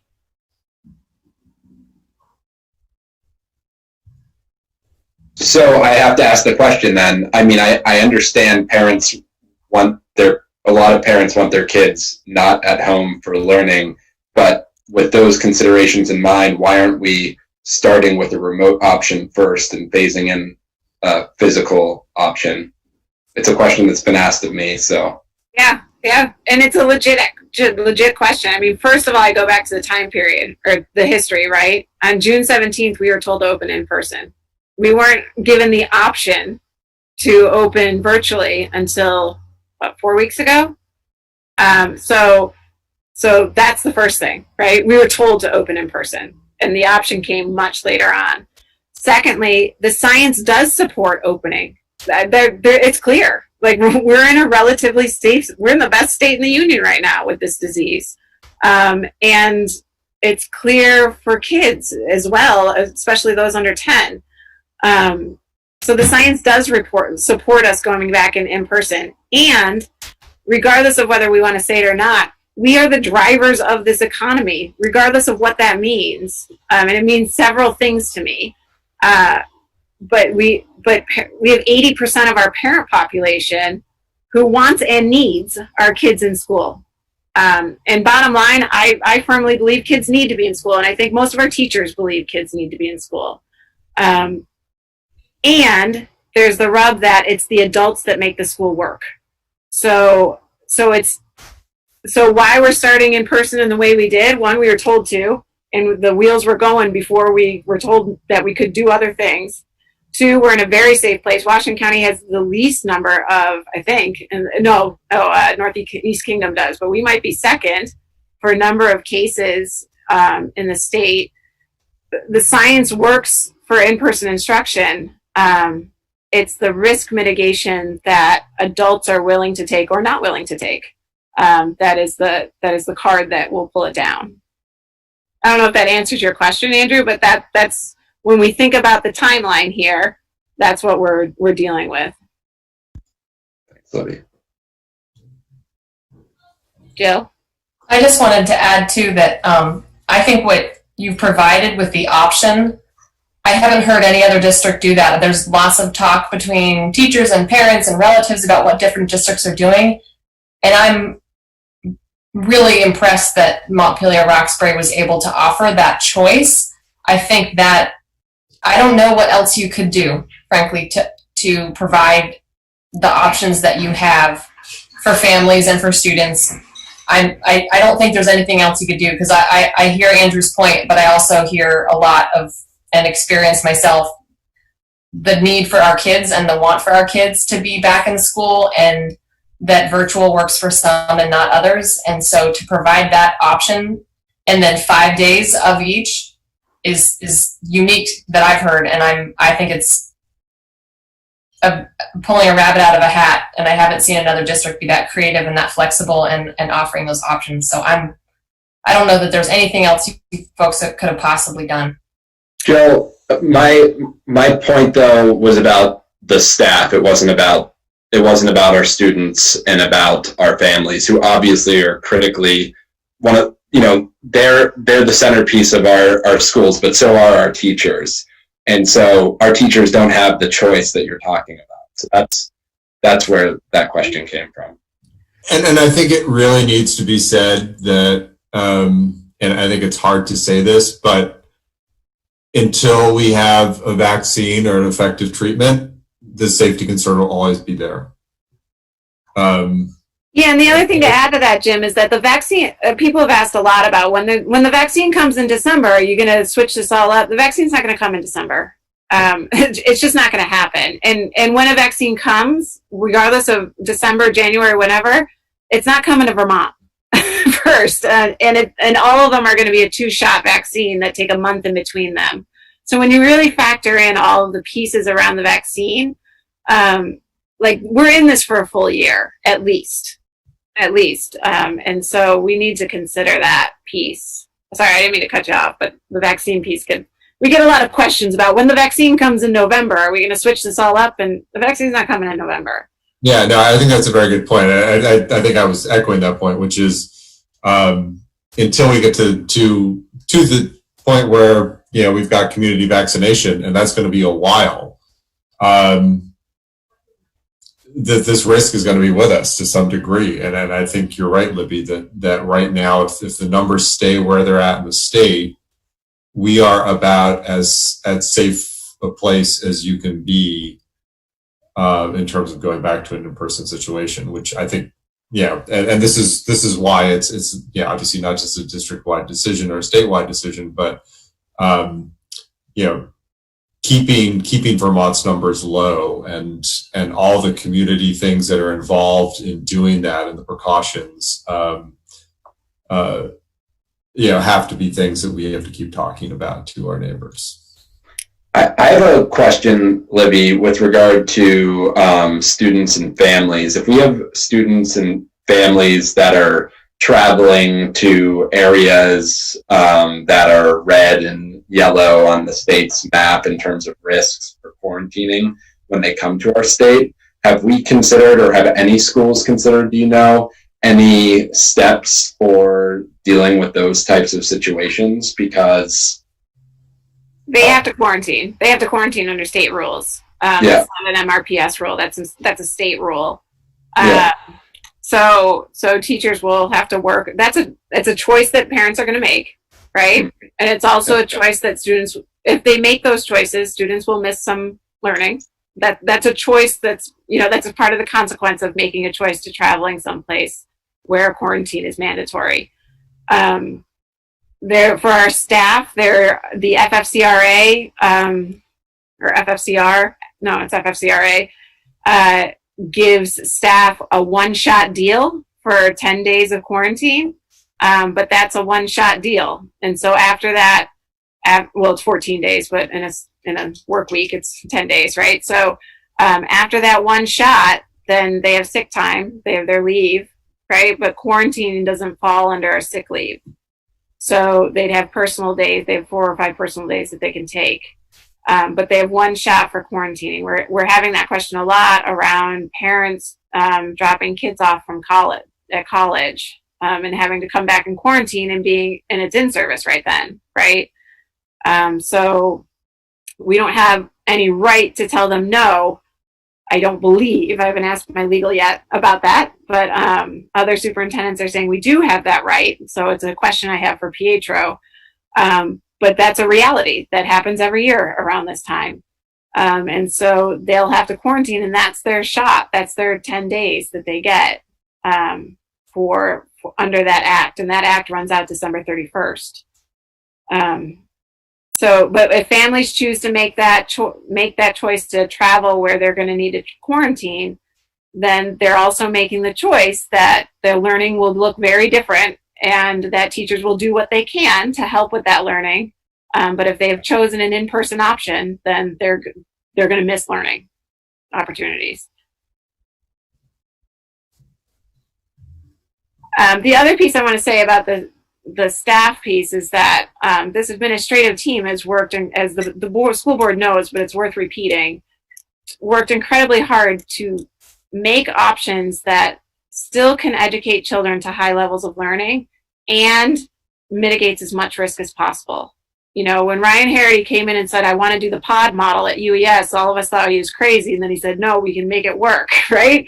So Ryan's got it at UES. And then Katie said, hey, I want to do that at MSMS. And Beth said, what do I need to do that at RBS? Like we've been working together to mitigate as much risk as possible. And the high school schedule is another piece of that. I know Renee's getting a lot of feedback around learning opportunities and missing out on learning opportunities, but that is not the only piece of this puzzle right now in this global pandemic. That safety and mitigating risk is a major piece of the puzzle for our staff. So it's just worth repeating that over and over again as well. Go ahead, Emma. It's just such a complicated moral dilemma, and it's really heartbreaking to think about any of our staff being afraid to come into work, and that does not sit well with me. And I am really open to hearing any creative solutions that are within the school board's power, to help make people feel safe. If it's a budgetary thing, if there's anything that teachers feel like they need in their classrooms that would help in their risk assessment to feel a tiny bit safer. Or if there's some other creative solution that we haven't looked at. Just personally as a board member, I'm open to hearing, and I know that you've heard millions of them, and doing whatever within our power to, in an ideal world, like Andrew said, everyone would have the same choice that the kids have and the parents have of choosing virtual or choosing in person, and that our staff would have that same choice. And I know that there's a lot of roadblocks to offering that, but and we've got all our staff. We've got a mask, we've got goggles, we've got face shields, we've got plexiglass screens, we've got a lot of things coming in also that Andrew LaRosa has done a great job taking the lead on to provide more risk mitigation than before. Jill, did I see your hand up? Yeah, I probably shouldn't weigh in, but I think it's just important when we have these conversations to remember that the majority of working parents don't have a union or paid leave time to the extent that a lot of maybe those of us on this call and those of us who work in a school have. And I know even some school employees do not have a particularly livable wage. So I just think it's really important that we don't lose touch with that reality and sort of speak about this up here when it might feel very out of touch to a significant number of parents who are probably not on the call right now, who have not had a choice all along about whether they can go to work or not. That has not been an option. They would lose their job, and they may be at Shaw's, they may be at the post office, they may be at the hospital. And so I just want us to sort of remember that flavor of respect for the fact that while I absolutely hear and understand and want to do everything I can, obviously, for our incredible staff, I think it's out of touch if we don't keep in mind that there are a lot of our parents and families who have been working all along through this and do not have that option and do not have that same protection. And so to just keep that in our mind when we're making these decisions, because I know there's a lot of parents, frankly, that struggled before with that period of time after school got out at 3 o'clock where their kids were left to their own devices through no fault of theirs, and they don't want that to happen. And there's a ton of kids who have been alone all summer or watching siblings because their parents don't have those choices. So I just felt that was important to just put that out there on the record. And thank you. I'm not implying anyone hasn't, but I think it's important to keep in mind. Thank you. Thanks, Jill.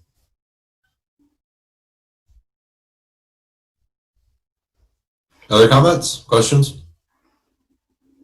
I have one more question for you, Libby, because you started to talk about this for a second. I know some districts are providing their teachers with PPE, and some districts are, giving their teachers like one disposable mask. Can you tell us a little bit? You've mentioned a little bit about what the students will get, but can you talk a little bit about what staff, teachers, support staff will be getting in terms of risk mitigation equipment, and as well as students? I know we have some masks for students. Can you talk about? We have masks for students and staff. The state has wonderfully gotten us 10 masks per adult. So we got the first 2 weeks taken care of from the state. So we do have those masks from the state. I don't know if they're reusable or not, but each adult will get 10 of them. They're KN95, so they're not the N95, they're the KN95, which is the next step down from what healthcare uses. We have gotten every staff member, we're working on getting every staff member goggles if they want to use goggles, and also face shields. Our nurses wanted us to go with the goggles over the face shield. We've gotten plexiglass for students or for our special education staff in particular, as well as our office assistants. We've moved desks around. Mike Berry has been working in the cafeteria, so Anna can have his office in the central. I mean, we're doing all we can in terms of helping each other out here with movement and flexibility and PPE. We have the nurses are all set. I saw their gowns came in this week, so they're all set with gowns, and they're getting pretty much top of the line treatment around PPE as well, and what they would have in a hospital. So we've ordered quite a bit. It's just we're waiting for it all to come in now. But yeah, we are spending the money in our fund balance. We're not holding back, saying that we don't have the money for this. We are spending that money and because we always said it's for a rainy day, right? And it's pouring right now, so we are making sure that we have what we need to help that risk mitigation piece. This is going to be a really nitty-gritty sounding question, but is there a plan for things like library materials and gym equipment that are typically circulated and trade hands with people? Like, are we still doing those things? Are we setting it up differently? We're setting it up differently. So the Librarian Association recommends that books stay in quarantine for 72 hours when they come back. And so our librarians will set up a system for that. the pediatricians have been quite clear that the disease is airborne more than it's on surfaces. So they've been pretty clear that books are okay, that we want books in kids' hands, and the librarians are all setting up that piece. Our gym teachers aren't going to be using equipment. It just looks much different. Brian Gallagher will be working very differently at MHS, and our PE teachers at the other 3 buildings will be in classrooms as pod teachers. So it will be more of a movement kind of focus for PE rather than a ball and equipment focus for PE moving forward. Ryan, you may be able to speak to this better than I can, but I believe for recess in our younger grades, each pod will have a bag of recess equipment. Is that true, Ryan? Yeah, that's correct. They've arrived. They've arrived. There you go. So each pod will have a piece of a bag, so the same kids will use the same equipment every day. And they'll also have their own space out there, right, Ryan? Each pod will have a space designated to them. Yeah, we have a schedule set out right now so that when kids go to recess, they will be split by class so that they stay within their pod. And we're also very grateful that the city agreed to close down Park Avenue for the year, which has expanded our outdoor space. So we intend to use that either as additional outdoor space for recess or to use it as outdoor space by section for teachers to take their kids out for snack and lunch if they can, just to try to mitigate as much risk as they can. And this is another, just a kind of ignorance. I don't know the answer to this. What during the school year, what do the elementary schools do? Is there a cutoff for when it gets too cold or too icy to go outside? And what do they do when that happens? Ryan, go for it. I can take that. We have some pretty hardy kids in Vermont, which was a bit of a shock for me when I moved up from Massachusetts, that the community expectation is that the kids go outside every day. And I think that is just a super healthy mentality. But from a practical standpoint, when it's unsafe for kids to be outside, then they don't go outside. And 0 degrees is the cutoff that includes the wind chill. Other than that, if it's not pouring rain outside or freezing rain outside or below 0 degrees, the kids, they pretty much go outside and they want to be out there. And what happens to them when it is 0 or pouring? Well, I think in the past, the teachers try to adjust their schedules as much as they can. So if they were scheduled to go out at 9 a.m. for their recess and it's too cold in the morning, then they would try to have an additional recess in the afternoon to get their kids outside. This year, if kids can't get outside, then we're not going to have any common spaces for them. That's against the guidance, so they won't be able to go to the gym or to the CAF or somewhere like that. The kids will have to be in their room. The one thing that we're feeling grateful for is last year we had a large contingent of our teachers that did some movement and mindfulness training. And we feel like there's an opportunity there to build that capacity within our schools. So, the movement and the yoga work that they did last year, I think is something that they can do from their a standing position in class.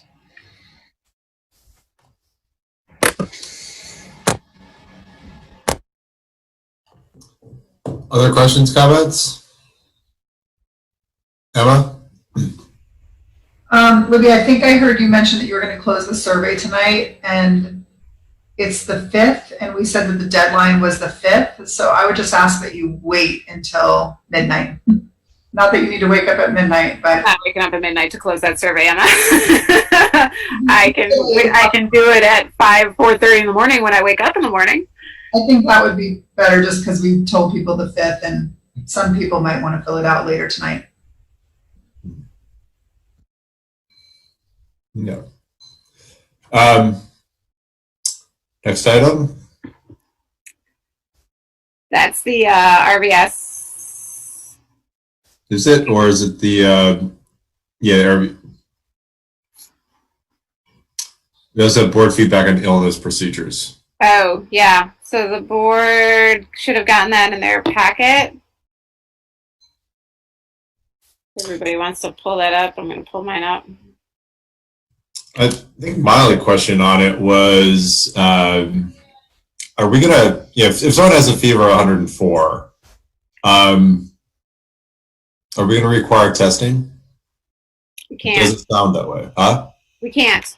Yeah. So let me pull this up too first. Well, so this is the background of this piece right here. Is that, sorry, I was just pulling it up. So the Secretary of Education for weeks had been telling us that we were going to get a formalized matrix for school closure decisions. That came 2 weeks ago when it said the superintendent will be making all decisions around school closures with the exception of step 1 with some help from the Department of Health. I mean, I'm paraphrasing there, but that's basically what it said. It was one sentence. Yep. And so when that happened, I immediately called Jim and said, I need your help with this. Like this can't be just on my shoulders here. So what the document that you saw in the board packet for the illness procedures, the draft packet. So what happened was I took the words from the guidance, which it was different than what you see here, because the guidance does have a step between student registers a temperature of 104 and confirmed case. Well, the confirmed case for COVID-19 in a school or student, the guidance says to close off that area for 24 hours and then do a deep clean and then have people come back in. And so that's what it originally said. The administrator, so I took a chop at it. The administrative team gave feedback and changed it up. Then I brought this document to my nurses, union leadership, and administration. And we had some long conversations about some really hard questions that we don't necessarily know the answer to. But what we all agreed upon with the confirmed case of COVID-19, first of all, that's going to happen after that kid is most likely, or that adult has been in our classroom, because the way the state testing is working is that confirmed cases don't come back for 3 to 5 days. And so there's a very large possibility that person could have been infecting others in our buildings prior to a confirmed case. So the reality is that if there's a confirmed case in Franklin Northeast up north in Franklin County in their school, we will most likely close as well. The political pressure that will be on superintendents across the state at that moment in time will be enormous. And I can imagine a sick out happening almost immediately with our staff. We won't be able to staff our school if there's some sort of confirmed case. And so after the administration and union leadership and nurses, and we talked about it for a long time, we basically just said, let's just say that then, that if there's a confirmed case, we're closing down until we can figure this out. So if the board would like me to change that back to what the guidance said, then I can do that as well. But there's pretty much, the reality is that the political pressure on every single one of us will be huge in that moment. You'll notice in the middle of who makes that decision, I did open up to its principals, it's myself, it's any central office administrator, including Andrew LaRosa, will be in collaboration with the Department of Health, because if I'm not available for whatever reason, I don't plan on not being available, but if I'm not available, then I want to make sure that anyone on my team can make that call confidently without having to run it by me first. So that's a piece of this that I want the board to definitely know. Jim, what you're asking about is what we can say, because we had this conversation and the nurses weighed in on this. What we can say is you need to talk to your health provider before coming back into school, and that they will take guidance from the pediatrician or doctor if it's a teacher. So we can say that, but we can't require a test to happen. No. We don't have those tests available to us, right? So we can't make that happen. The challenge that I see here is that the guidance is written by pediatricians with 1 or 2 soups and a couple of school nurses involved, that for a doctor's office. It's written with thinking that people are just passing through and that there's lots of room for people to quarantine in or to isolate in. When in reality, that's just not what happens. We have a group of kids that are and adults that are there every single day, and they're not passing through. They're always there. And the fact of the matter is, if you look at those symptoms, anybody with a child, look at those symptoms and think to yourself, how many times a year does my child have one of those symptoms? Often. Often. So the nurses say there's any given day that I'll have 4 or 5 kids with a high fever in my office. Or I'll have 3 kids with diarrhea in my office.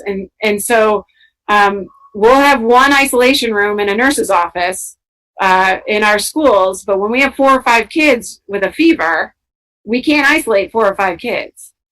So there's some big reality questions there that we keep posing as superintendents to the Department of Health and the Secretary of Education, and the answer that we get is do the best you can. We have to work within our realities and do the best we can. So a lot of people are asking us questions around what's going to happen if a kid has a fever. Am I going to get notified if a kid in my class has a fever? And the reality is, no, you're not going to get notified if a kid in my class has a fever, because that happens often. And our nurses would be on the phone the entire day calling much of our school population. And there's also HIPAA and all kinds of FERPA violations there as well. So this is a piece that's really tricky, and I know a lot of our people, our family and our community has some significant concerns over this piece. Rightly so. Rightly, I'm not belittling those concerns at all, but this and the staffing piece may be the biggest challenge that we're facing in terms of this disease. When you look at those symptoms and think about your own children, it's big. I mean, Jim, I know you put out an all call, like, people have to get vaccinated this year for the flu. That's that's a biggie, like, to really encourage people to get vaccinated for the flu this year to try to eliminate some of these symptoms coming in. The other piece is, I know I am guilty. I will not do it this year. I can promise my children's school this, but I am guilty of drugging my kid up and sending them in when they had a 100-degree fever, because I know it's going to be over 100.4 by noon, right? And I will not be doing that this year, and parents cannot do that this year to bring that fever, that 99.9 fever down. We just can't do it as parents anymore, because we know that fever is probably going to spike by noon. So there's some real realities here that our nurses are kind of like, we'll do the best we can with it. And we will have a zero pressure isolation room, and we will have all the PPE gowns. But the fact of the matter is, we will have days where there are 5 kids lined up outside that nurse's office, all with a fever or with one of those symptoms. And so that's just a reality, and we will do the best we can with it. I have a question for you, Libby. Where does the 100.4 threshold come from? I wish I had one of my nurses here. That's a threshold for a fever. Anything underneath that is not technically a fever. Libby, I have a question thinking about the kids lining up in front of the nurse's office. So last year, the year before that, in the past, our nurses provided a lot of health care to our kids. The kids in our district would have had vision tests, would have had hearing tests. There was a whole slew of dentist visits. Like, our kids received a good bit of health care inside our schools. So we have quite a few of our students who will not be potentially entering our schools this year. Do we have any plans or any ways of maybe being able to maybe check in on those students who are 100% remote? Are you still going to the doctor's office? Have you been to the dentist this year? Just kind of some general healthcare check-ins, not even related to COVID. Mike, have you thought about that at all as the principal of the virtual academy? Yes, I have. I'm sure you have. Yeah, I was waiting for the dust to settle with the nurses and the staff to really visit that. There's a component of the virtual academy planning where we want to set up access to school staff, like social workers, nurses, guidance counselors, things that they would typically have access to in the building, to make sure that those are still there.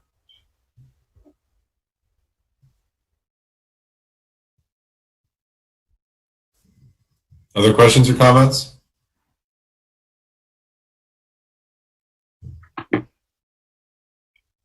Well, thanks, Libby, for putting those together. Now we're on to the action item on the 0.4 FTE, the PE position at RVS to 0.8.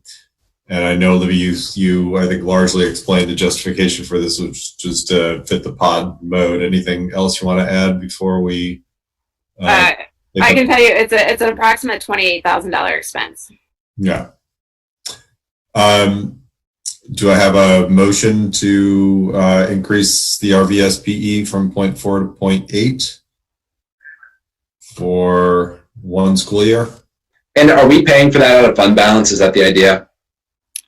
We might be able to buy it to put it into a COVID-related expense. Oh, right. Yeah. We'll try that first, but other than that, we would pay for it out of the fund balance. Yes. Okay. Thanks. A motion? I'll make a motion to approve the RVS PE position from 0.4 to 0.8 for the upcoming school year. Thanks, Ryan. Andrew, you want a second? Yep, I second. Any discussion? No? Etiquette? Aye. Ryan? Aye. Emma? Aye. Andrew? Aye. Jill? Aye. Jill? Aye. Mara? Aye. And Jerry? Aye. I think that's everyone. Motion passes.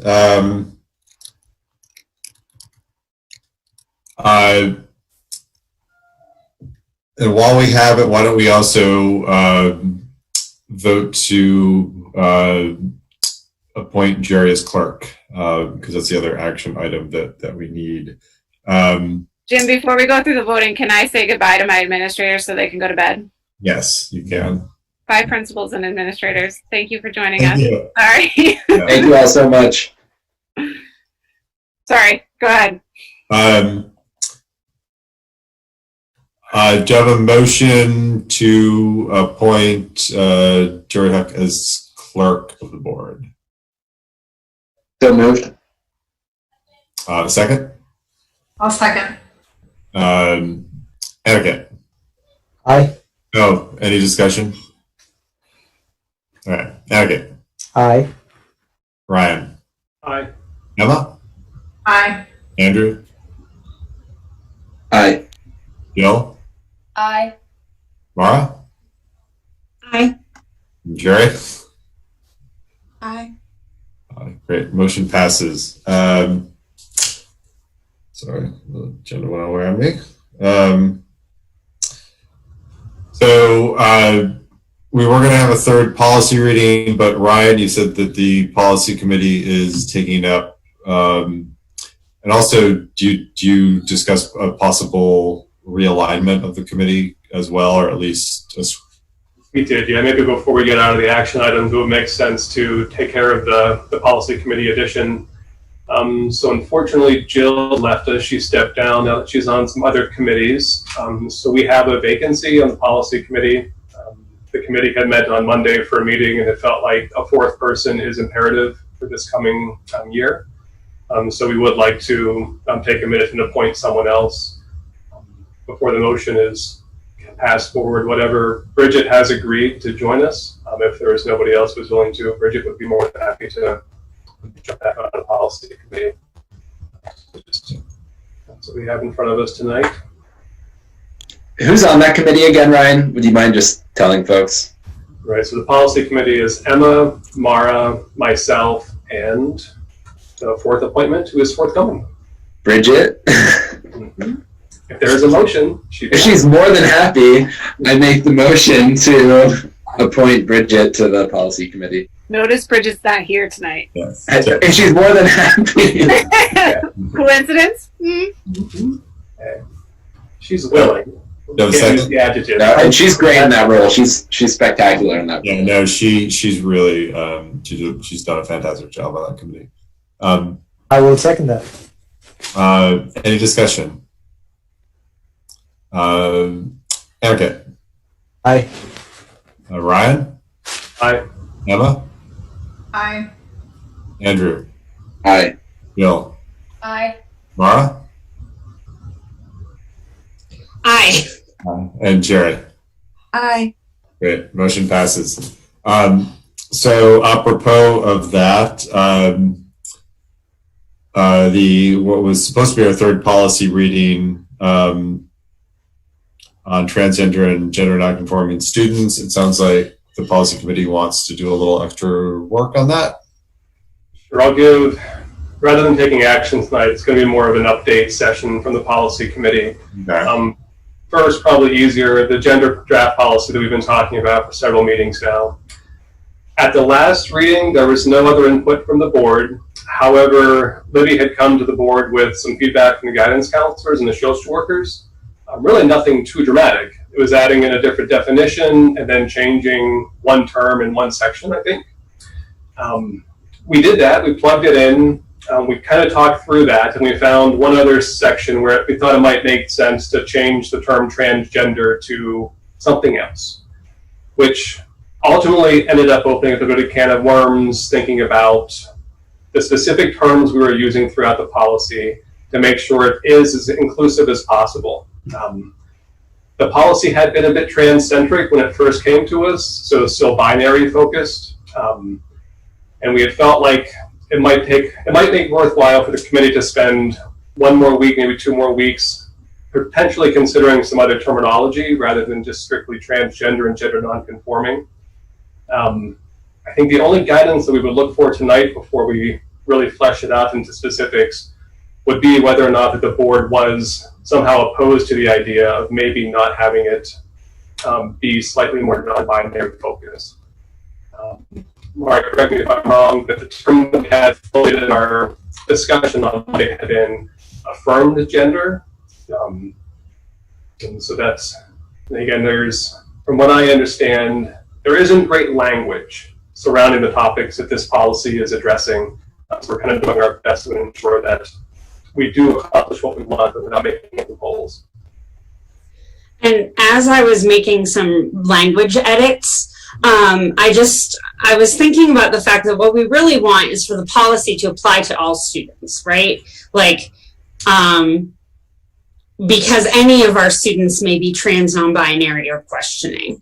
And any of those students may be in any stage of being out or wondering or even just trying to test out something to see if it's okay.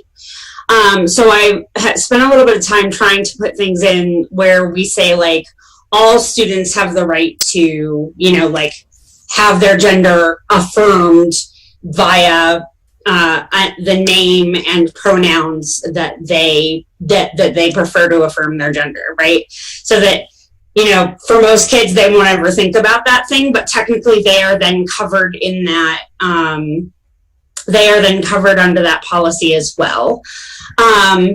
I actually had a really weird situation at not our school district, another school district, where there was a harassment thing going on, where it was like a coach who was repeatedly calling his his track team boys ladies and blah blah blah blah. And while that's a harassment thing all on its own, there was some question that came up in that district about, like, if we had a thing saying everyone gets to be the gender that they want to be and that we don't use gender to shame or to other or etc.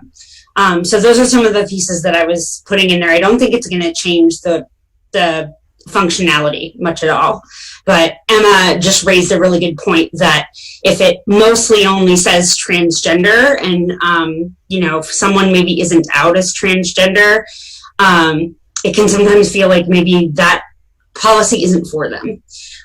Or if you're a non-binary kid and it says transgender, you may feel like, well, it specifies transgender here and gender nonconforming in another paragraph, but not here. So that was probably a bunch of convoluted garble that may or may not have been useful, but I think that we are actually doing a really beautiful job writing this policy. And speaking as someone who works for Outright, I will be really excited to use Montpelier-Roxbury's as a model for other schools when I talk to them about how to write policies like this. No, that all makes sense, and I think getting clarity and ensuring that it's as broad as possible, and that there's not any confusion about who it covers, and that it's very inclusive. I think that all makes a lot of sense. The only procedural question I have is, at some point, does it become a rewritten policy that you have to go back to square one? There will have to be another reading for sure. It won't be able to be adopted when it comes back. And that might even have been questionable after we had changed those definitions before the last reading. So yes, there will definitely have to be at least one more, maybe two more readings. But okay. It won't be adopted again without being read. Also, the changing of the language in the one section that I pointed out was under the student records section. And so that brought up this question about, like, are we creating a policy that our school cannot comply with, just in the software that they use and that type of thing? Like, we want to make sure that the policy that we're creating can be followed, Yep.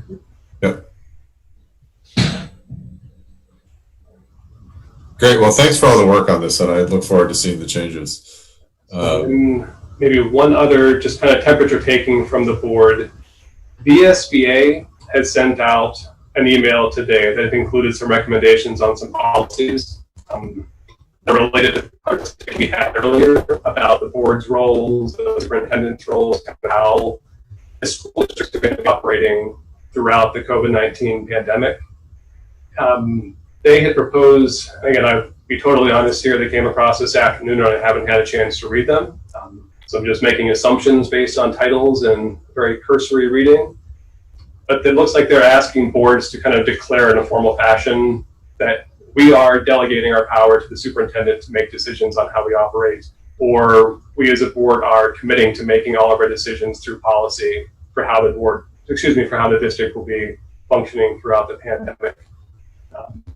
I know we as a committee had actually talked about that last week as well. Should we be making appendices to all of our policies? Should we be making a global COVID-19 pandemic statement on how we're going to be operating? So it's actually been a little bit on our radar, and then VSBA has come out with a couple of templates kind of structuring which of those two routes you would go based on your selection. But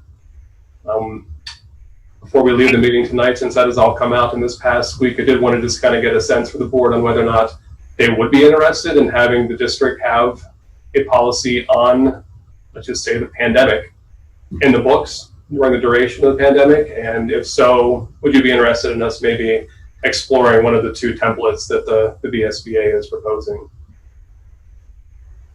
I can give you a little background on that if you're interested. Yeah. So the background of what the VSBA just did was 2 weeks ago, we got the hybrid guidance. I guess that was 2 weeks ago. We got the hybrid guidance, and in it, there was a sentence that said, no, it was the same guidance about the formal matrix. It's the superintendent's responsibility kind of thing. For school closure. And so that was 2 weeks ago. And in that, it was a Wednesday. And in that guidance, there was a statement that said school boards are responsible for making the decision between hybrid, remote, or in-person learning. Okay. Or school boards should be responsible for that. My superintendent colleagues, I honestly didn't read it very closely or didn't think very much of it because I feel that myself and you all have a very collaborative relationship, and I reach out to you all for feedback all the time. So I didn't think much of it, but the next day when we were on the phone with Dan French, other colleagues of mine in the state were pretty furious that because all along it had been the superintendent will, the superintendent shall, the superintendent should, and we've been making decisions as superintendents. And this was a significant shift in language from the perception of many of my superintendent colleagues that the school board shall be making those decisions. Dan backpedaled in that conversation saying, well, it says should, so school boards could decide if they wanted to or not. Then in between that time and today, the VSBA met Michelle, our friend Michelle, was on that board, and she met, and she was texting me through the meeting, and she said that the VSBA board was undecided as to what stand they should take and so that's why they decided to have two options for those policies: either delegate the responsibility to the superintendent or make the decisions yourself. And however, that guidance came out yesterday again as a update that has taken the school board language out of the guidance completely. So now the VSBA has reacted to guidance that was put out two Wednesdays ago, and then yesterday new guidance came out that was revised to take out that school board language, to make matters even more confusing with what the VSBA sent out to you today. So that's the history of that. Yeah, I mean, I kind of have two off the top of the head thoughts. My first one is that at some level, I think it makes sense to have some policy around COVID. At the second level, I feel that the directives from the state have been so fast moving and in some ways perhaps more reactive than they should be, that would it be a lot of effort that might not result in much because we're reacting to too many things and it's too fast moving a situation to really put effective policy in place other than something very general that might not mean much.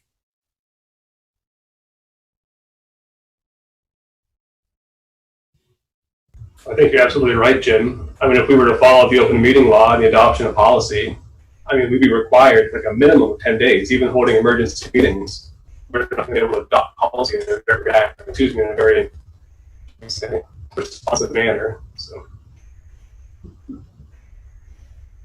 Yeah, so let's maybe hold off on doing any work on it. Maybe if we get to a situation where I think we're a little more stable in terms of, we're in school and it's working and some guidance on could be helpful. But right now it seems like a bit of a tail chasing exercise. I have a question for Libby. What do you think about this as, our chief administrator? I think that that we, as a school board and superintendent relationship, work really well. I consider myself, and I'm not just saying this, I consider myself incredibly lucky and privileged to be able to work with you all. You ask very smart questions. You know your lanes. You don't get out of your lanes. I know my lanes. And I also think that you don't want this responsibility.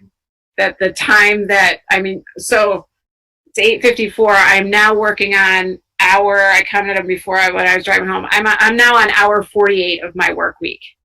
And I still have 3 more days to go in it because Saturday is a work day now. So, and it's not like I'm twiddling my thumbs through that whole time. You don't have time for that. You don't have time to know it all. So if you're going to adopt one of these two policies, then I would suggest, unless you have real qualms with how I'm leading this effort, in which case I need to know that, then I would say adopt the one that says we're delegating that responsibility to the superintendent. But that would be my druther. If not, go have at it and tell me how it goes. Let me know what I can do for you to help out. I think you'd be doing it anyway. I think you'd be delegating it to me anyway. And do we need to adopt one of the two, or is it just language? No, I don't think so. I think the VSBA was trying to react to that guidance because it was such a shift in what had been coming out. Thanks, Libby. Yeah, thank you. On Libby's note that she is on hour 48 of her work week, which we have the policy monitoring reports. Any questions or discussions about those?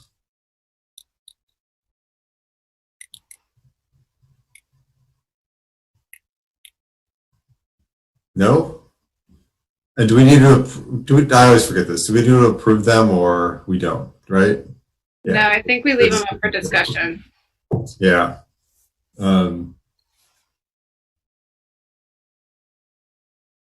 Hearing none, we can move to the adjournment item, which we do need to take action on. Do I have a motion to adjourn?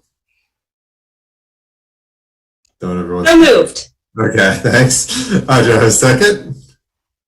Second. Aniket? Aye. Ryan? Aye. Emma? Aye. Andrew? Aye. Mara? Aye. Jerry? Aye. And Jill. Aye. Good night, everyone. Thanks. Thanks again. Thank you. Thanks, Bye. everyone. Bye.